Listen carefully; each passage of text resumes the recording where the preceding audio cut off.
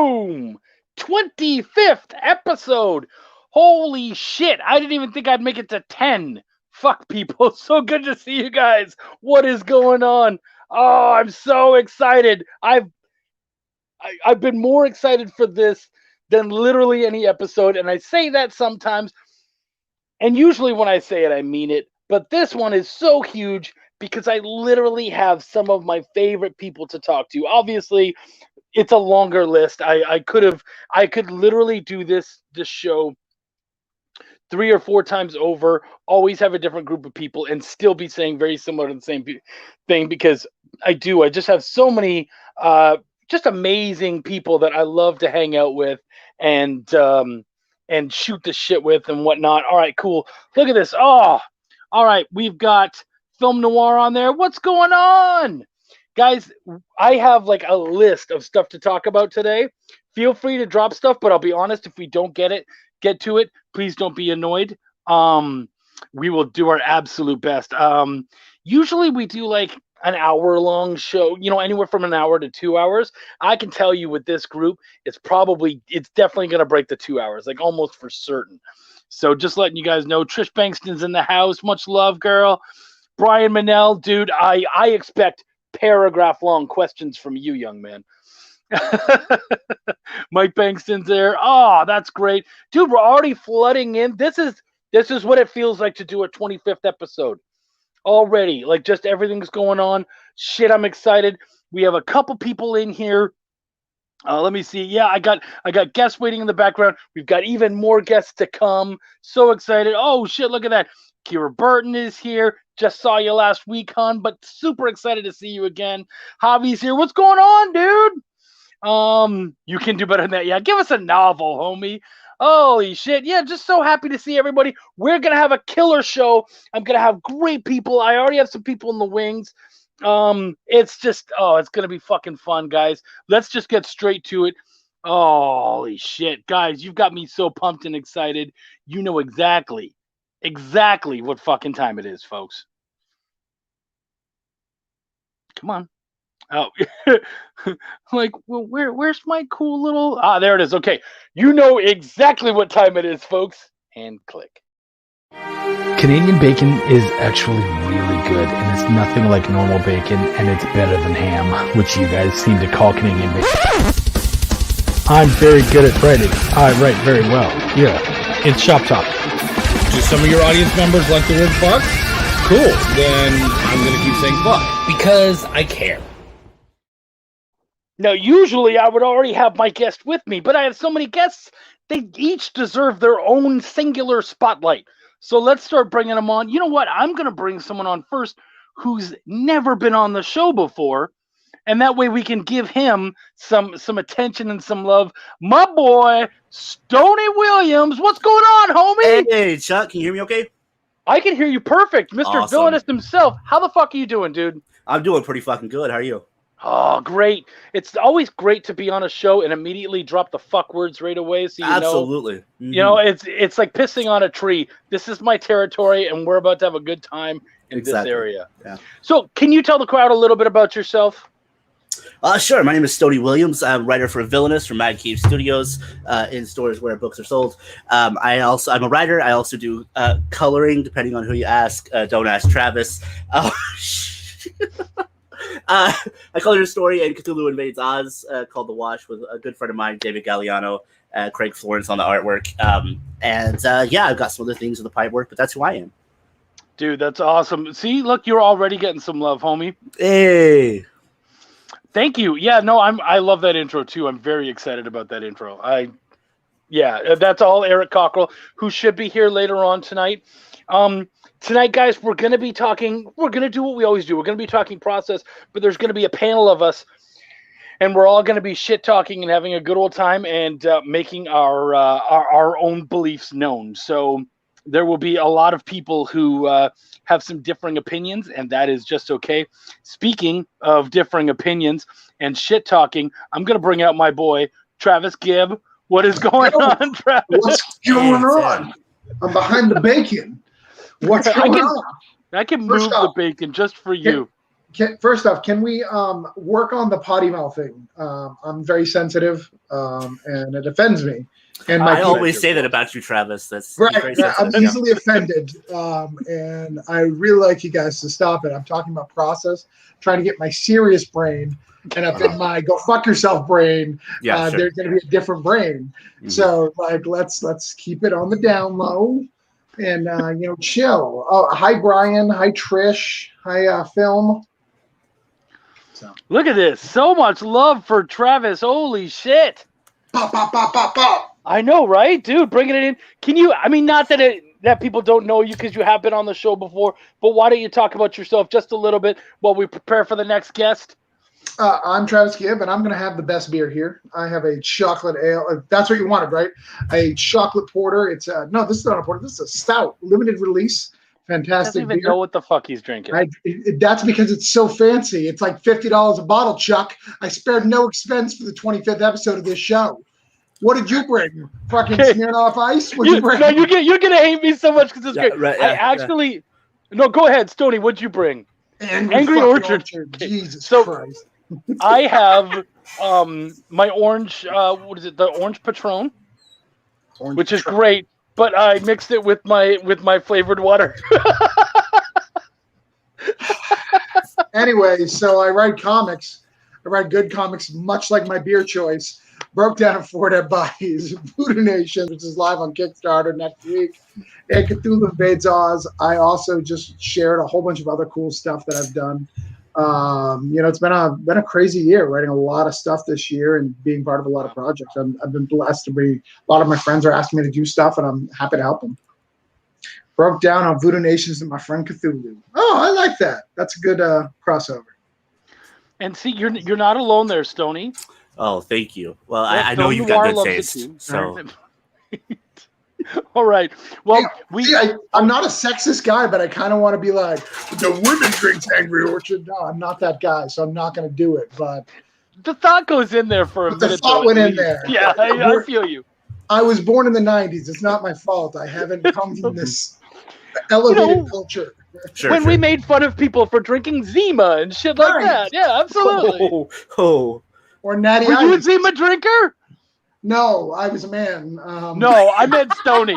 If anyone was gonna drink Zima, it was Stoney. You'll never get me to admit that, Chuck. Okay. No, that's a fair statement. That's a very fair statement. All right, so let's bring somebody else in. He's only here for a short time, so I got to bring him in. He's my boy from Essence House. Eric Cockrell's in the house. Cock. We share an account here, so you actually couldn't keep me out if I didn't want you to. but you were nice enough to wait for me to bring you in, so I appreciate that. Did you bring anything to drink tonight? Bam. Dude, okay. Oh, Molson. Right. See? He knows his audience, guys. This is what's up. Speaking of what's up, Mike Watson's in the house. Good to see you, dude. What up, Mike? Yeah. Javi's excited to see you at least, Eric. I mean, I wasn't, but Javi is, and that's what's important. I'm not even excited to see me. I'm excited to talk to Eric about what it's like to be an author. So I'm really excited. I've always wanted to meet an author. So it's super exciting for me to meet him. I like the hair. I like the cutting the chin, sir. I'm on year 5 of being an author. Yeah, year 5. Very experienced author. We're already sectioned out into hair and no hair. So I really like that. I stopped growing my beard because it grew in like stark white one year. I was so pissed. Oh yeah. That must be absolutely brutal. Like for some reason, just my chops come in white. Like I actually cared about what I looked like. What made you stop? All right. Tonight's the shit talking night. He has a fancy. Yeah, he does have a fancy glass. The rest of us have actual receptacles, but he's like, no, I brought a glass. Yeah. It's why he has glass so that he could show off that he got head. That's the only reason he has a glass. That's it. We're gonna have a great time, really guys. Bad pour, so there was nothing but head for a minute there. I was like, please go down before I look like an ass. All right, Eric, can you tell everybody a little bit about yourself? Okay. I guess I already started with I like Molson. I am the writer and artist on the Blister comic book. Also, the Blister novel I wrote like 5 years ago. I'm the co-writer on the Dulce comic series, and I'm the co-writer of Essence House podcast, and a bunch of various little things in between. That's fantastic. And, Let's, I'm a video producer for a living. So hell yeah, you are. All right. Let's see who else we have in here. You know what? I'm gonna bring in my dude, Doug Brown. Doug, what is going on, buddy? Hey, how's it going? Doug, you guys will know him too. Doug's been on the show as well. A good buddy of mine. He's a local dude. Actually, Doug, speaking of that, I have to talk to you at some point tonight. We might have another table waiting for us. Oh, awesome. Yep. So A free table. Ask you about that too. So, see, and Javi, you're the best. You probably don't even know all these guys, but you're just like, yeah, which we love. Hey, Mike. Mike James. Mike's excited for you, of course, too. Yeah. You're getting the love, dude. Cool. Thanks, Chris. Dude, I'm going to try to speed this up because eventually we actually have to have a show. So why don't you tell everybody a little bit about yourself? Oh, and what are you drinking? Me? Of course. Oh, got a rep state. Okay. All right. Yeah. All right. There we go. I'm also drinking on the budget, so, you know, it helps. No, but Does it taste like Ted Cruz's piss?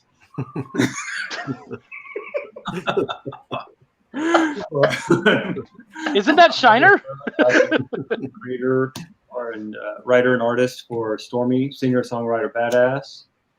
Started working with Chuck. Actually, we met through a totally different project, and unfortunately, it didn't pan out. But you know, me and him got along really well, and we started tabling together at conventions, and we've been just rocking and rolling ever since. So, but thank you for that, by the way. Brett Giuliano said I was planning on actually getting some work done. Yeah, you're fucked, dude. Whatever we're about to completely throw several fucking monkey wrenches into your night. You're screwed.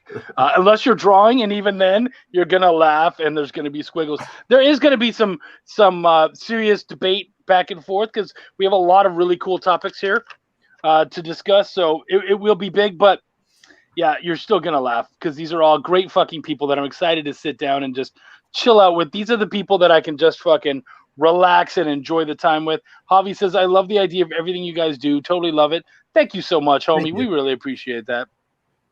And my last guest, so excited. We might have some more people show up at some point, but my absolute favorite guest, guys, sorry, I got to say it, also never been on the show, but should be on every show, and that is my favorite person on the planet, Miss Wendy Gale. What's going on, lady? Hey, Winsy. Yay! What's my favorite Pinot? Hey, I forgot I had my camera off. Okay, This is the first time we've been face to face. Like, we've talked in text, but I think this is the first time we've been on screen together. Hi, Wendy. I'm always usually saying that to Chuck to say to you. Like, actually, Yeah, through the microphone. That's it. Yeah, I can Wait, usually did hear you though. Yeah. Did Soda just say he's texting your wife? Let's address that real quick. What?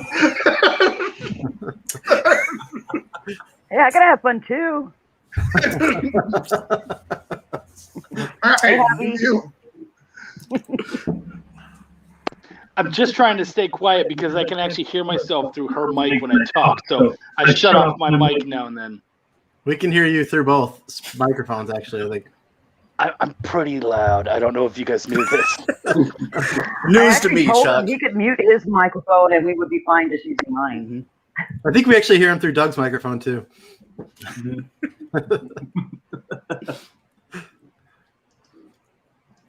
No, you can't. Okay. You couldn't hear me. That's fine. I decided I was like, I'll yell. Film Noir loves you already. And Trish says, same, we always say, tell Wendy we say hi. That's true. So, Wendy, I'm going to mute my microphone. Why don't you tell all of these lovely people all about yourself? Wow, everything? That would take too long. No, I'm writing my first full-length book, Scary Tales over there. There it is. Right there. Artwork's almost done. And I have a short that was in the collective anthology that where they just had their grand opening in Florida a couple weekends ago. That was awesome. I edit Belial for Chuck and Sean, and I've done some proofreading. I proofread Cthulhu, Invades Oz, and just working on a bunch of different ideas at the moment. So. And it's true. She's always, she literally the other night was like, "Ooh, I have this great idea." And I'm like, "I'm trying to fucking go to sleep." She's like, "No. This is going to look really good on our table." And I'm like, "All right, and go." Because we all know if your spouse is talking, you better be fucking listening. Like, we've made it this long for a reason. Yeah, literally, he was falling asleep one night a couple of weeks ago, and all I did was go, and he's like, "What?" Okay, cool. So, to get started, I've got some kind of quick questions we're going to go over, just to kind of get everybody warmed up and ready for this. If at any time you want to jump in, just kind of put your hand up. I'm going to be able to jump to everyone, or a finger. I love it when you guys finger me. What can I say? So, here's the quick one. We'll go around. We'll go Eric, then Stony, blah, blah, blah. So I just want your quick answer. Magneto, hero or villain? Eric? Villain. Stony? Hero. Okay. Wendy? Anti-hero. Ooh. Doug? Yeah, I was going to go with anti-hero. And Travis, you don't really care about the character, so it doesn't matter, right? All. He's all. The best. There's a couple of you that I know exactly who your favorite character is, so I'm going to be a dick and mention all your characters, and we're going to see what you guys have to say. So next is mine. Wolverine, adamantium or no adamantium? For me, adamantium. Eric? Adamantium. Adamantium. Stony? No adamantium. I thought he was much more interesting without. Yes. Travis? He has adamantium? That's interesting. I didn't know. Weird. Travis doesn't read mainstream. Ooh, we got a cool guy. Travis is one of those guys who's like, "No, mainstream is stuck for 20 years. I haven't read it for that long, and it's stuck the whole time." The medium is dead. That's right. He doesn't read anything he doesn't write. So right. I only read DC, and if I read DC, it's only Legion. Legion of Superheroes. That's it. It's only a comic in fucking 40 years has been worth a damn. So, Brett Giuliano, by the way, says that Magneto is an anti-villain. So I'm not sure what that is, but I'm excited to go into that. Doug, adamantium or no adamantium? Oh, what's he rocking nowadays? I mean, I like adamantium. He's got adamantium. Didn't he have the flaming adamantium for a bit there? Nah. No, it's to give me the old fashioned. When you die, weird shit happens. It's fine. It's not the dying, it's the fucking coming back. That's the real issue. Wendy, what about you? Bone Claws. Yeah. I'm a big fan of Bone Claws. I was sitting in the car today and I was thinking about Eric Larson, who I do appreciate his stuff, but he was one of the guys who ushered Wolverine back in with the adamantium, and I was very disappointed by that move. And as much as I like him, I was not a fan that was a big deal for him. That was something we want to do. Javi, thank you so much, man. We appreciate you. You can always come back and check it out afterwards. But thank you so much for showing up, dude. We really appreciate it. Okay. Sorry, was someone going to say something else? I just said, see ya, Javi. Oh, okay. Next question. Darkhawk, epic hero or loser that found a cool rock? Eric, how do you feel about that? Epic hero. Oh, really? That's weird. Okay. Doctor, huh? Stony? Loser who lucked out. That's it. Yeah. You're wrong. Travis, what do you think? The fucking best superhero next to Spider-Man. Thank you, Travis. Spider-Man Darkhawk. Sadly, I don't know. That's actually the right answer. Who is he? That's the right answer. I would actually accept that one. That's a good answer. Wendy, what do you think? I'm with Doug. I don't know enough about the character. Yes. I know That's actually fair, even if you read the series, because they changed everything like halfway through. They like retconned him like during his original run of like 50 issues. Marvel. Yeah. His first of 50 issues was just him fucked up in the head. It was not real. Really? Hey, trust me, if I ever get to the point to rewrite that, I'll fix that shit. But yeah. So what? The first 50 issues of Darkhawk was like the last season of Roseanne. Like it was all a dream. It didn't happen. Except for like those first 50 issues was like his entire run. So yeah, Evil Hawk, all that was in his head. All that was like the gem trying to adjust to his body. Some crazy. But I do like the Raptor stuff they got going on now. So. Oh yeah, but I don't think you need to get rid of the old stuff to do it. Just fucking be more clever and write it. Alfie is already liking the questions. These are just the startups to get everyone ready. These are the important questions. These are the big ones. I'm getting started with the big questions.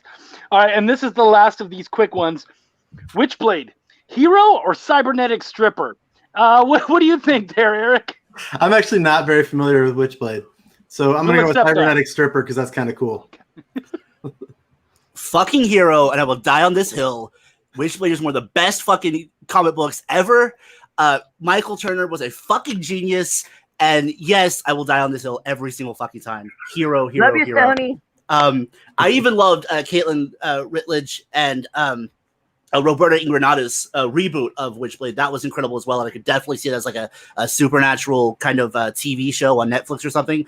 This is the podcast now. This is the Witchblade podcast. Fuck everything else. I'm sorry. Go ahead. Why can't you be a hero and a supernatural stripper? Or cybernetic stripper? What was that? Why can't it be both? Why can't it be both? I could actually be okay with that. I think the TV show would have done better if they had followed that plot line. Yes, Tony, it had a TV show. It sucked. It didn't work. Move on. The TV show, I did not better like actress. it. Yeah. Brad says, I thought you asked Witchblade, which is a different question. Yes, that's true.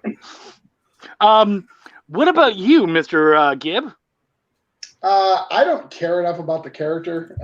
I've never felt she was well written. The concept between her and Darkness is interesting. Block button on this thing. Fucking wait. The concept between Witchblade and Darkness is good. The costume choice for Witchblade diminishes her character and makes her uninteresting to me. So, cybernetic stripper. Doug, do you know anything about her?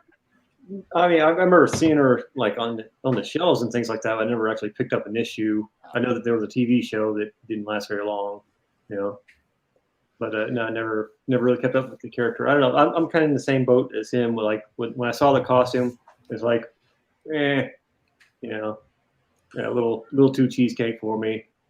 Yeah. I feel you. And Wendy, you don't really have an opinion, right? Well, first of all, there's no cybernetics involved, so she cannot be a cybernetic stripper. You need to get your glasses and push them up first before you say that. Well, actually.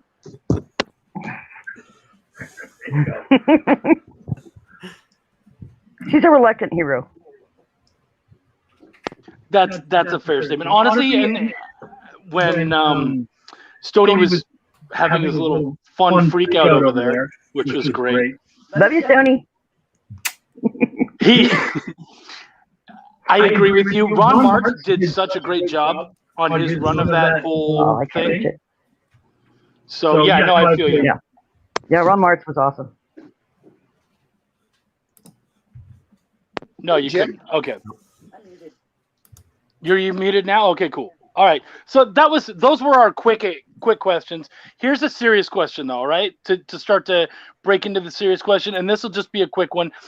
Each of us F Witchblade, but have you seen The Witcher? Who the fuck hasn't seen The Witcher? Is there anyone here who didn't see The Witcher? Really? I haven't seen it, not because I don't want to, but I hear I have to pay attention, so therefore that's really hard for me. I'm too busy working all the time. Right. I'm working with stuff. Like, if you have a show that makes me actually have to watch it, I'm probably going to have to wait a while. That's a fair statement. Eric, you're a fucking liar. You're the same dude who's like, oh yeah, I wake up at 3 a.m. so I can watch Captain America and Winter Soldier. So, yeah, you're a liar. Okay, so I sleep for like 3 hours. I get up for Captain America, and then I get to work. So you could, now that Captain America's over, you can start watching the fucking Witcher like an adult. It has Superman in it. And apparently it's the same Superman from Man of Steel, just fucking killing shit. Like, doesn't matter. Okay, so here's the beginning of the serious questions. This is a panel topic, and I would love to hear everybody's way. Somebody asked this question. It was great, especially with kind of our attitude for tonight. We're drinking, we're having a good time, we're chatting. What are ways to fuck up your Kickstarter? So we've all heard the tips for how do you make a good Kickstarter. If you have ways to fuck up your Kickstarter, I know Wendy has one that bugs her right away. Wendy, let's go to you for that first one, and then anybody else chime in. Okay, number one, if I can't read through the description of what your Kickstarter is about, I am not backing it. If it has poor grammar, there's not enough information about what it is, it doesn't catch my attention, you lost me. I'm absolutely not going to back it. That's the number one. And then two, if there's not enough difference between, or not difference, but if you're skipping from, like, say, a $3 digital tier to a $20 physical and there's nothing in between, probably not going to back it. Because it shows that you didn't put a lot of thought into it. Mm-hmm. So you got to put the work in if you want to get the backers. And if you didn't put the work in, I'm not backing it. I got one. Starting to promote it on day one of your Kickstarter is the best one. Great way to tank it. Or not promoting it. Actually, I was going to say, yeah, it's pretty much the same thing. It's like start rolling out your promotion like the day of or a couple of days before. It's a little too late, you know. Anybody else? Oh, I've got a whole bunch. Let everybody else talk. I've never done a Kickstarter. I've only been a part of Travis's, so I don't think I have much to. Please tell me what I did wrong. I'd love to hear it. Put me on a book.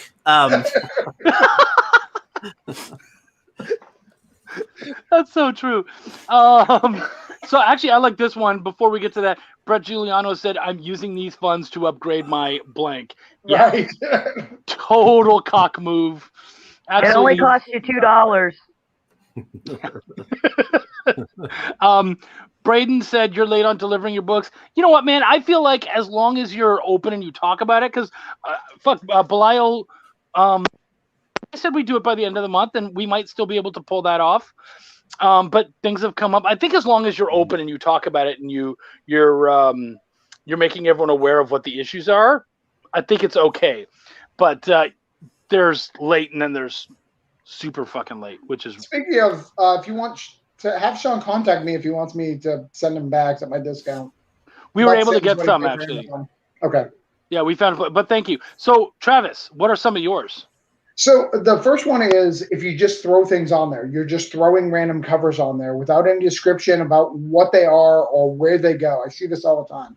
They just throw their covers on there and then they throw random pages on there with no organization. But thank you. So Travis, what are some of yours? So the first is if you are okay. Okay, so that happened. Bye, Doug. Good having you, buddy. Doug was very upset about my answers. He had to go. I don't know what happened there. So that's one of the big pet peeves of me because it clearly means you didn't show. There's some Kickstarters that literally just have a paragraph. Hey, I'll make a comic if you give me money. That's not going to happen, bro. The next thing is if you don't take a minute to show what your tiers are, you clearly don't care about your audience. You clearly don't. You want them to try to figure it out, and that's the easiest way to mess up your Kickstarter. The next thing is if you don't take a minute. All right, so you got to mute whatever you're watching. He's watching us. Right. Sorry. The other big thing that really bugs me, that's really important, is if you're on social media and you are whining about it. And yes, it may work. It may work. I've seen it work. The whining works. but it doesn't work consistently. Every time you do it, you lose cred until your credit's gone. So that's the quickest way to lose fans and backers, because they're going to remember, yeah, I backed that book, but I backed it at a pity. If they don't believe in your stuff, then why don't you ask them, hey, why don't you believe in my stuff? What can I do to make my shit better? Because that's really what you should be doing this for. It shouldn't be, yes, it's to create a story, but it should be to get better at doing this, writing this, and making better products. I literally have a whiny bitch list, and those are the people I will not fucking back, because you whined one too many times in my mind, and I was like, nope, fuck your shit. And I don't know, usually, you know, like, I get it, man. Life kicks you in the balls. It's kicked all of us. I get it. We have a bad day. I understand having a bad day. But having several over a campaign or over several campaigns, right. Okay, that you're just a whiny bitch, and I'm not going to deal with it. Bye. Mm-hmm. Yeah. There's one more I want to share. This one's a one-time someone has said it. They posted on their Kickstarter, hey, I want to send this out, but I don't have the money, so I'm going to do another Kickstarter with the same thing. Get that money to send your stuff out. That is also a way to lose fans, just so you're aware. In case you thought that was a good idea, it's not. Yeah, guys, that's what Indiegogo's for. Right. Everyone knows that. Campaign. Everybody knows that. I think also if your posts are all about like the campaign itself and not about the product. Right. Like if every one of your posts is I'm 75%, I'm 63%, instead of I have this story about such and such, or if you're into this genre, you might want to check this out or whatever. If you like cybernetic strippers, check out my Witchblade. Yeah. Matt has a good one in our chat. What's that? Matt and Brett both have good ones that I agree Okay. with. Well, I'll go here. Let me try to track those down real quick, because there are some other. Matt said, if your tiers say donate $50 to me and you'll have access to a print on demand of our first comic when we do one. This, holy shit. Wow.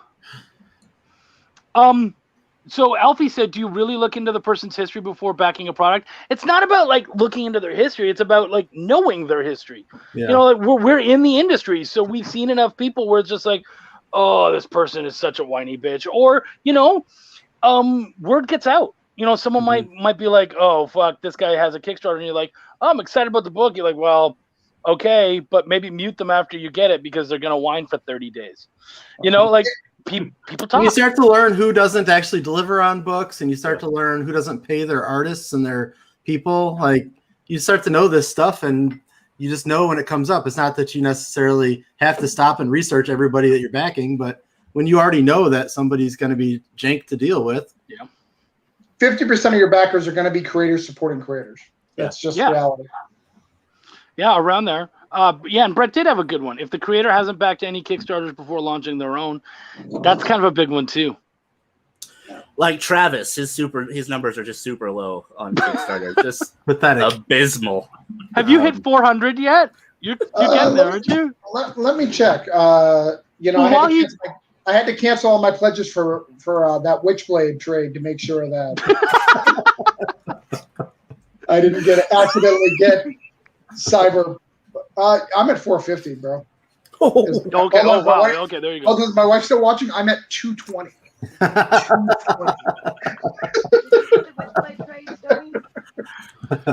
Stoney, Wendy's wondering if you got the Witchblade trade. I didn't. It fell at the wrong time. Oh, I wanted it so bad. Just we'll let you touch ours. Oh, Both of them. I am fully baby. ready. One at a time. Holy shit. You're right in there. Fuck. I'm so excited. I brought my wife in with all these horny dudes. This is great. If the person launching the Kickstarter doesn't communicate updating backers news or info, then you're doomed to fail. I do agree. Like, sometimes I'll look and I've seen like somebody updates and their campaign's almost over, or it is over, and it's like update number 3, and I'm like, really? Or 1. Yeah. Now, if you want a good example of that. Okay, we did that with Essence House, but That's because the first time we updated, we instantly lost like what, 2 or 3 backers? It was like dropped like $150 on our first update. And then the second time we updated, we instantly lost backers again. And we were like, oh, we just need to coast through and not tell anyone anything. We need everybody to forget they backed us. If we remind people, they'll know to leave. And we were like, we don't want that. So I think we've got like, now we're post. I think we're up to like 4 or 5 updates. So yeah, okay, that's one. Trisha asked a good question. Are videos needed or not on Kickstarter? What do you guys think? I've gone with videos without. I don't see a difference, but if you don't have a video, you're just going to have to hustle more. Mm-hmm. Yeah, I agree. I think why not have it? Like, what's a video can rarely hurt you. Mm-hmm. Have you seen my videos? I've seen some, yeah, your videos can hurt. I actually don't look at the videos. I appreciate that they're there, but I don't think I've ever. Well, there's been a few, I guess, I've clicked on. For the most part, I don't even look at them. I'm obviously a big advocate for video, but at the same time, I wouldn't say that somebody needs to have a video. Like, just make sure you have a really nice image. Josh said, Alfie Foon, I don't dismiss someone if they fail to deliver, but I do look for patterns. Yeah, patterns are big. Though if they fail to deliver altogether, that's a pretty big pattern all by itself. Yeah. Katrina's here. Evening all. Wrapped my podcast and hurried over. Yay!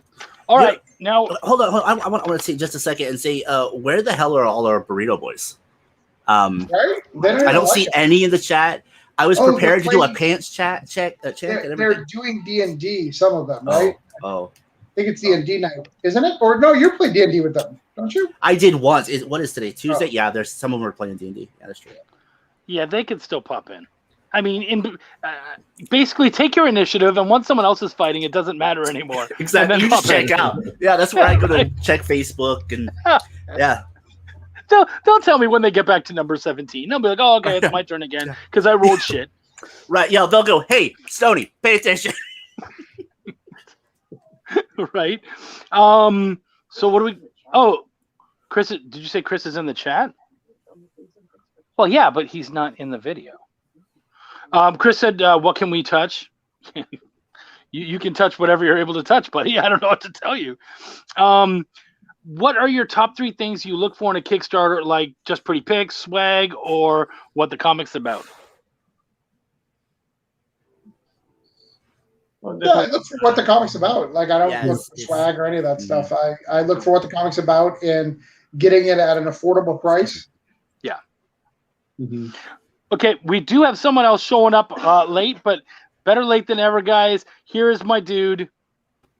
Chris Mad's in the house. There it is. Oh, another beautiful What's going beard. on? That is gorgeous. I just want to take a second and applaud this. That's nice. Right. That's called lazy. I've always wanted to ask you this question, Chris.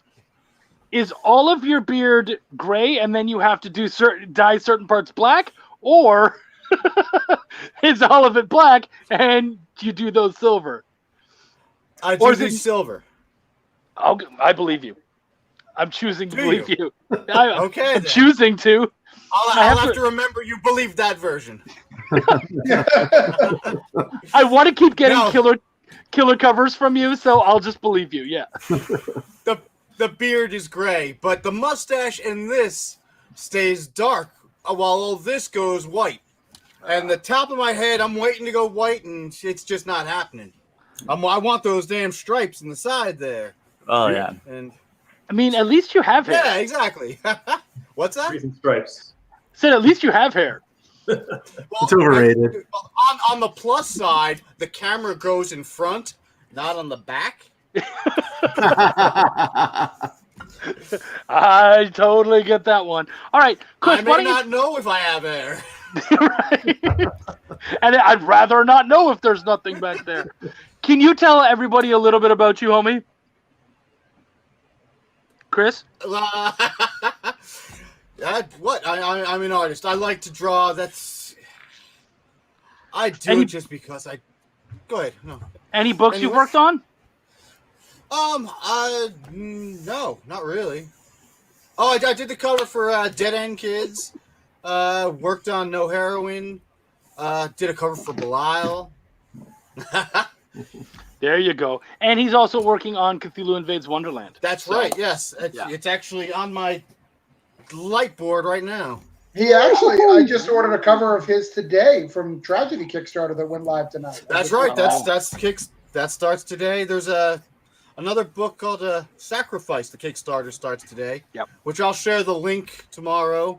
I was letting the creator get everything set up. He kind of said, "Give it a second." By the way, gang, if any of you are doing Kickstarters, feel free to drop it in here. I have no issue with that whatsoever. We're here just to celebrate and have a good time. We've been talking about Kickstarters a lot, so I have no problem. Tank Ferret came in. Salutations, you beautiful bastards. Just dropping by to smash that like button.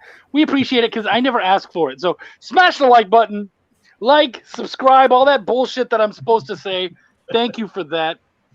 Dave Fott is happy to see you, Chris. He can't spell your name, but he does love you. That's all that matters. I'm not his editor yet, so we're good.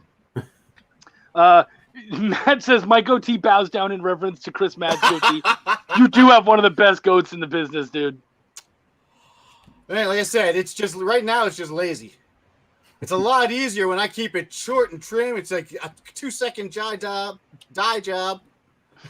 Now it's more work than it's worth. Well, I get that. That's why I don't do the work anymore. Cons are coming back. You'll need that. You'll need that sexy. That's it, exactly. I'm trying to prep myself. These cons are coming. You got to have that FaceTime, right? I know it. Trish Bankson is excited. She loves our group so far. Okay, so now going back to the question. Now, what can we touch? I mean, you can touch whatever you like, man. You touch his Witchblade. That's what it was. Yeah. You want to touch my Witchblade? I'm a cybernetic stripper. I touch my own. I thought it was something exciting. I like my Witchblade. You've never seen my Witchblade. It could be exciting. It's not, but it could be. You don't know. It's like Schrodinger's dick. You don't know if it's good or not until you found out. That's right. So let's start. We're on this show, yeah. Sorry, my brain just kicked in. You had a delay over there? That's exactly the kind of response I want. Okay, so Chris, I know that I only have Chris and Eric for a short period of time, so I did actually have an art question. So I'm going to try to track down that art question. Okay, artists. What panel descriptions work best for you? So I personally, I just work out my own stuff. So I can't really answer that. Like, yeah, as a writer, I'm half-assed. So imagine if you use that whole ass. Yeah. When you say panel description, what do you mean? So when a writer sends you the script, the descriptions of the panels and whatnot, what do you want? Do you want something super heavily detailed, or are you looking for something, lots of pictures, or what are you hoping for? For me, it's a tightrope. I want enough information that I can convey your message, and still have enough room to play with it, but not have too much that I'm getting bored of reading the damn script. Yeah. Or I feel confined to that little box or whatever it is. Yeah. Or when the writer starts including like internal kind of mental dialogue. I mean, I get it. He wants me to try to convey a certain emotion, but you should also be able to show that emotion or portray that emotion with what is being said, in the dialogue. Agreed. Like when I write with Frank, he only he'll make notations like expression or something if it's something where it could be taken two ways. Because I'll do stuff and he'll look at it and say, "Oh, it looks great, but it looks too happy," or it looks too, because you could play it either way. You know, some people are afraid of a gun, some people aren't. So the reaction's going to be different. Yeah. But well, and I guess like my thought would be I would almost want to give a little bit more when I'm first starting to work with someone new, like I've never worked with them before. And then as we become more and more alike, the hope is that I can kind of trim down my script both for me and for them, let them play now more because they know the characters. 100%. I when people send me a script that's Marvel method right out of the bat, I'm like, what am I? There's no shorthand that's been established. So that is to have like so little information. I'm an idiot, so I don't know where to go. I've got to ask all those questions. See, when I did All right. Villainous, I wasn't paired with the artist to begin with. He came in after, so I didn't have that back and forth or anything. And so I tried to like cram as much as I could in there, so that anybody I got would get what I'm trying to say. But I also included the caveat that this is just a suggestion. I'm just giving you the picture in my head. You're the visual guy. If you think something needs to be different, let's go with that, right? I'm just trying to give you as much information as I can to get it out and represent, and then you interpret that. Like I hate the idea of like trying to force you into a box and just you're not the art monkey, right? Like so. Yeah. Well, here's Well, the and question. no, go ahead. For the artists out there, like when you're reading a description of action and stuff like that, do you ever hit a point where you say to yourself, well, there's too much going on here, I need to break this up into 2 more panels, I need more space to make this work? I mean, you run the risk of making the page count off, I guess. But do you approach the writer and tell him, hey, I think I found a better way to do this, or something like that? Are you asking the other artists? Oh, yeah. The other artists, like yeah.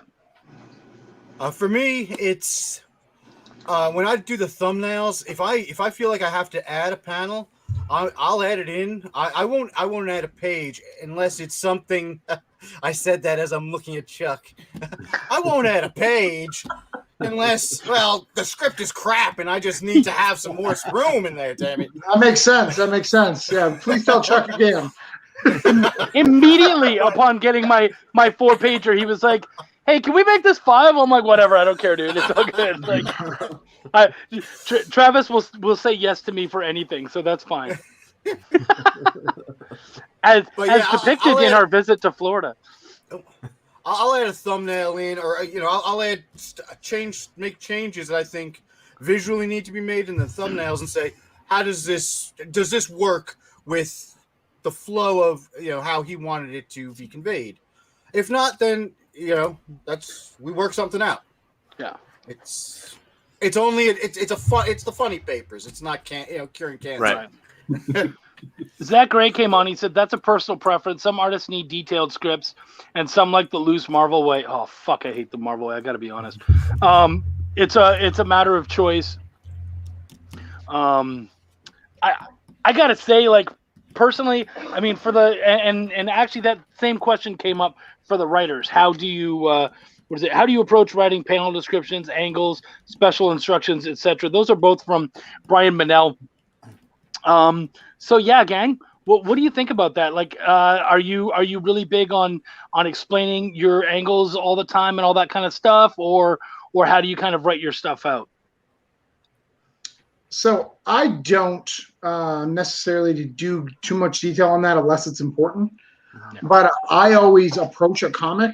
See, the difference between comics and other forms of media, when you're doing like a film, you have to show every action to make sure it makes sense. In comics, you're allowed a lot of loose ends in.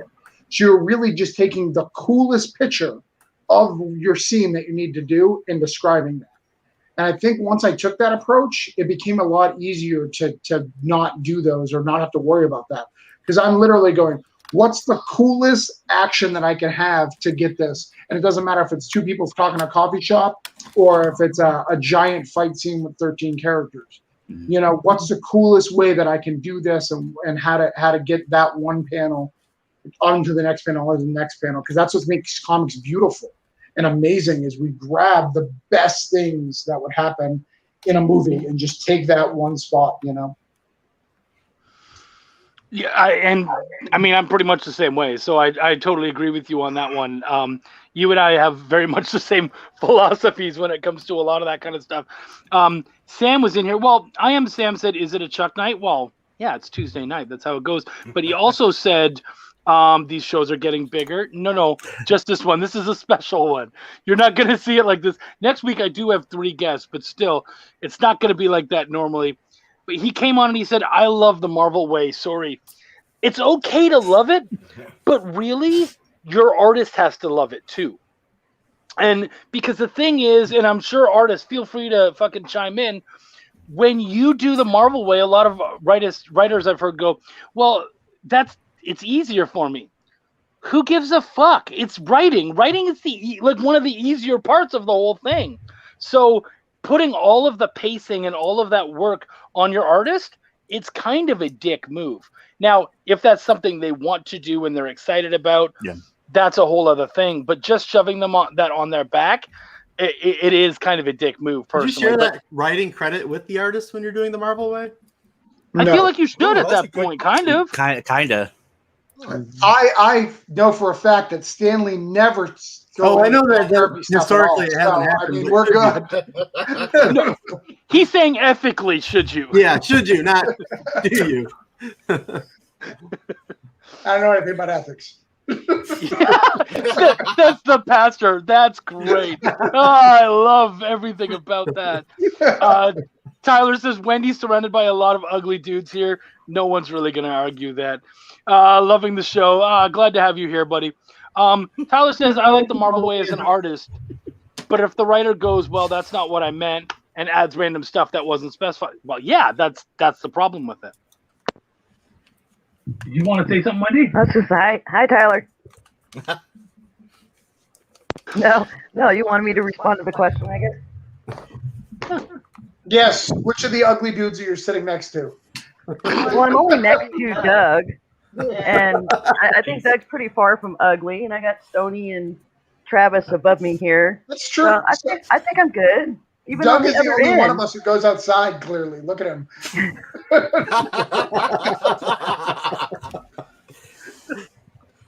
Yeah, I was going to say, you're probably sitting next to one of the better looking. You're Well, you're not surrounded, so you need to switch me and Doug, I guess. And then, yeah. Yeah, There we There we go. happy wife, happy life, boys.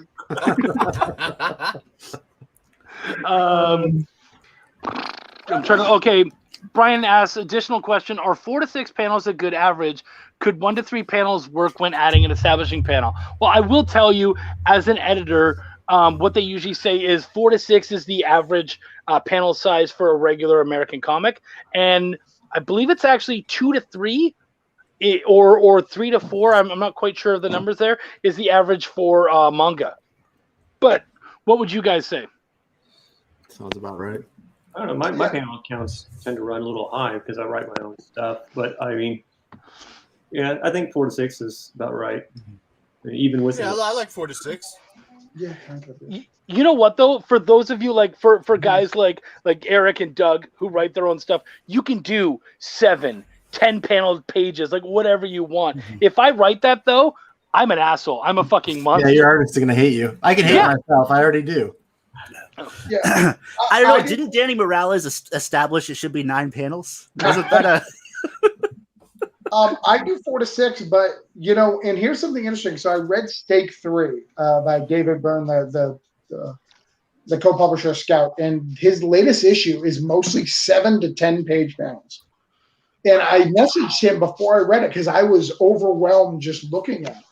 When I read it, it really flowed and really felt well, but it felt wrong. Like I looked at it and I was like, "Oh, what am I reading here?" But you don't. And I mentioned to him, I was like, though it does flow, and though it was my favorite issue thus far, you may have scared people off because they may have been intimidated by it not being what they normally expect. So I think that's important. And I think you should make 9 panels important when you do a 9 panel or a 10 panel. Make sure it's important. Make sure it has weight. Don't do it to do extra stuff.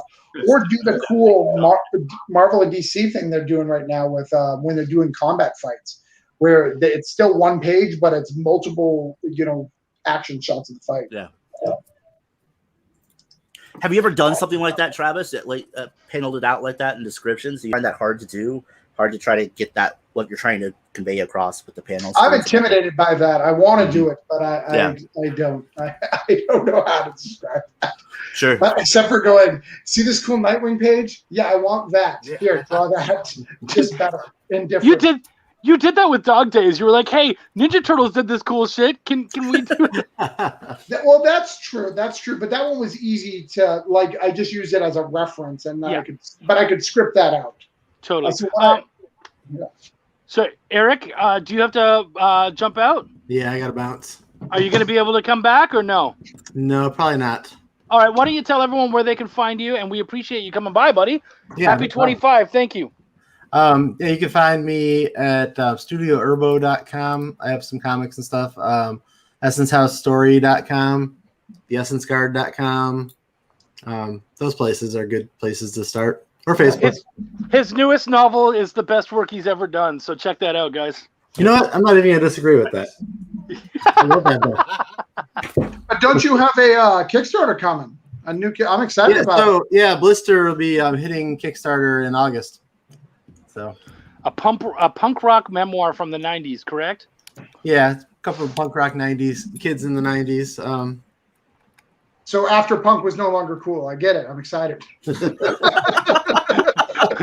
Blink-182 fucked it for everybody. Soldiers in the 90s. Green Day's punk. I get it. I know. All right. Take care, guys. Thanks, Eric. We appreciate you, buddy. Nice to meet you. Good to meet you. Take care. Have a good night. I'm looking around here so much. Holy shit, there's so many people. Yeah. Braden says it's 3 to 4. I think that's for the for manga.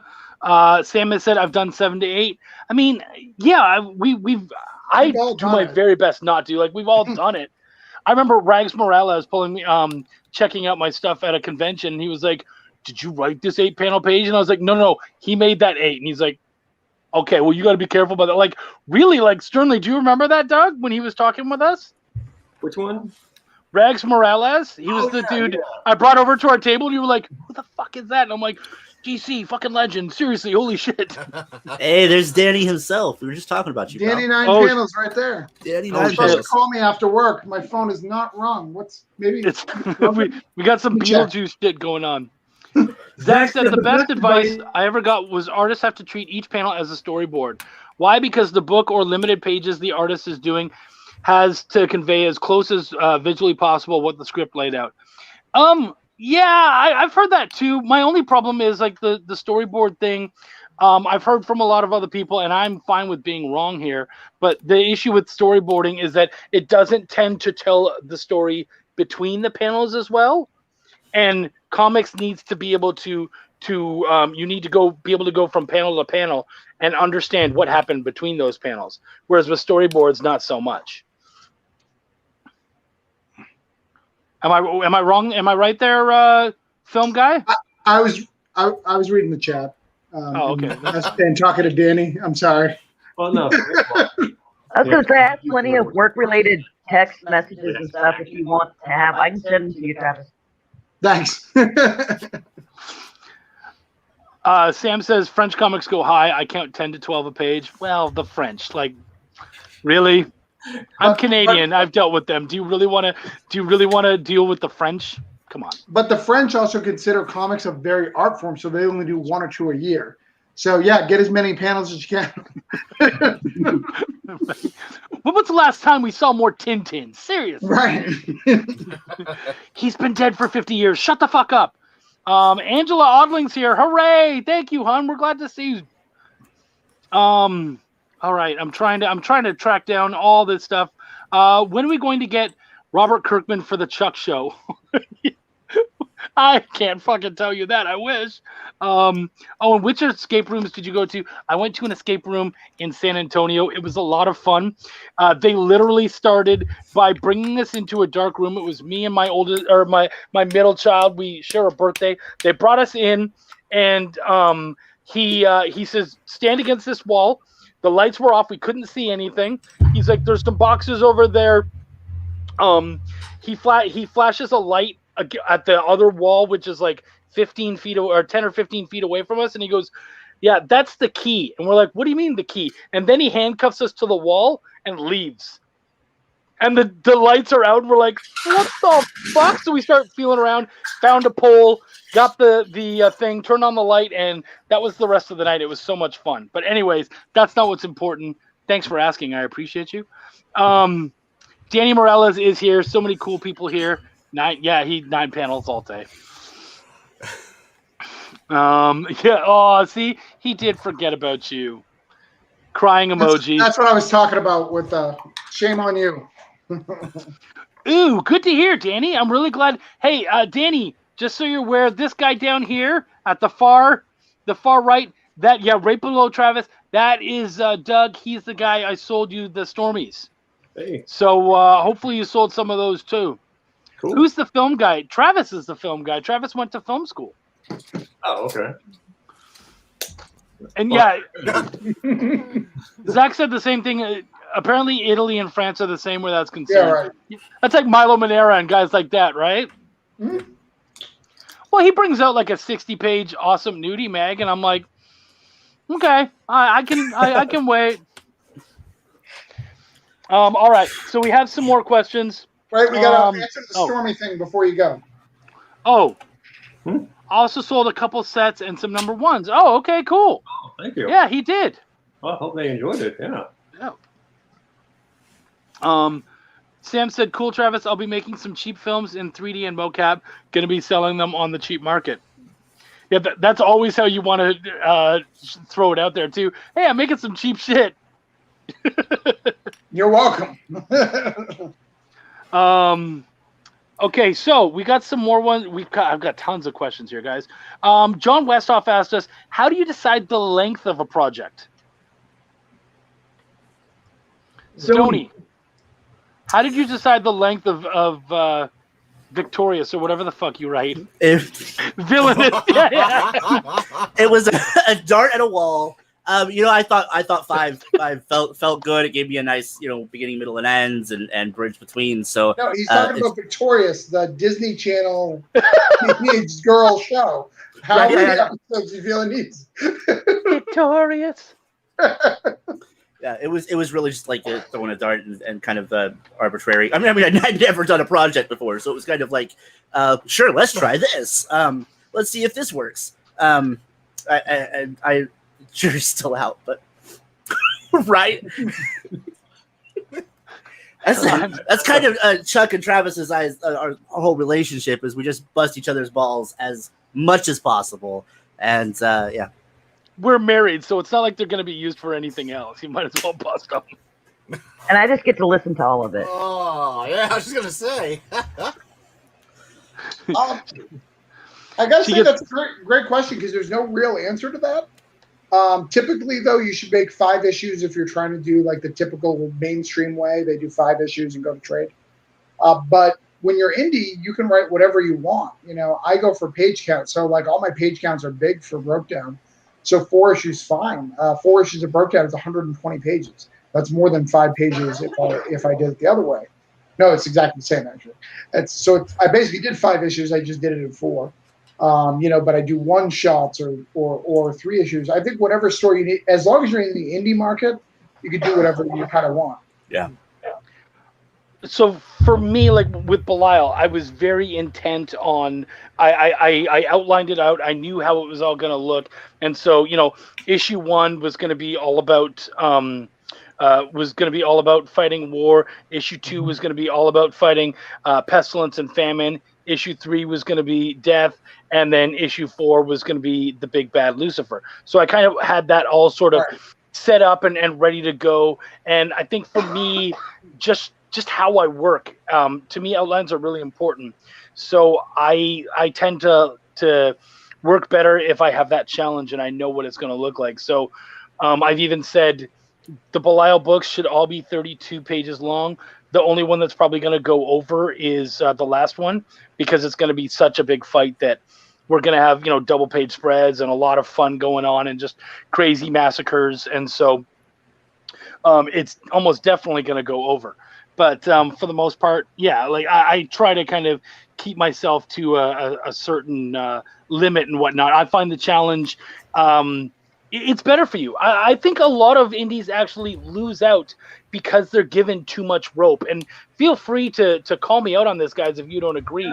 But I feel like a lot of guys, because they're like, oh, I can do whatever. So issue 1's going to be 22 pages. Issue 2 is going to be 35 because I can. And you're like, okay, but you might have told a better story if you were able to compress it. Or issue 1 might have been better if you'd given it some more room to breathe. Like,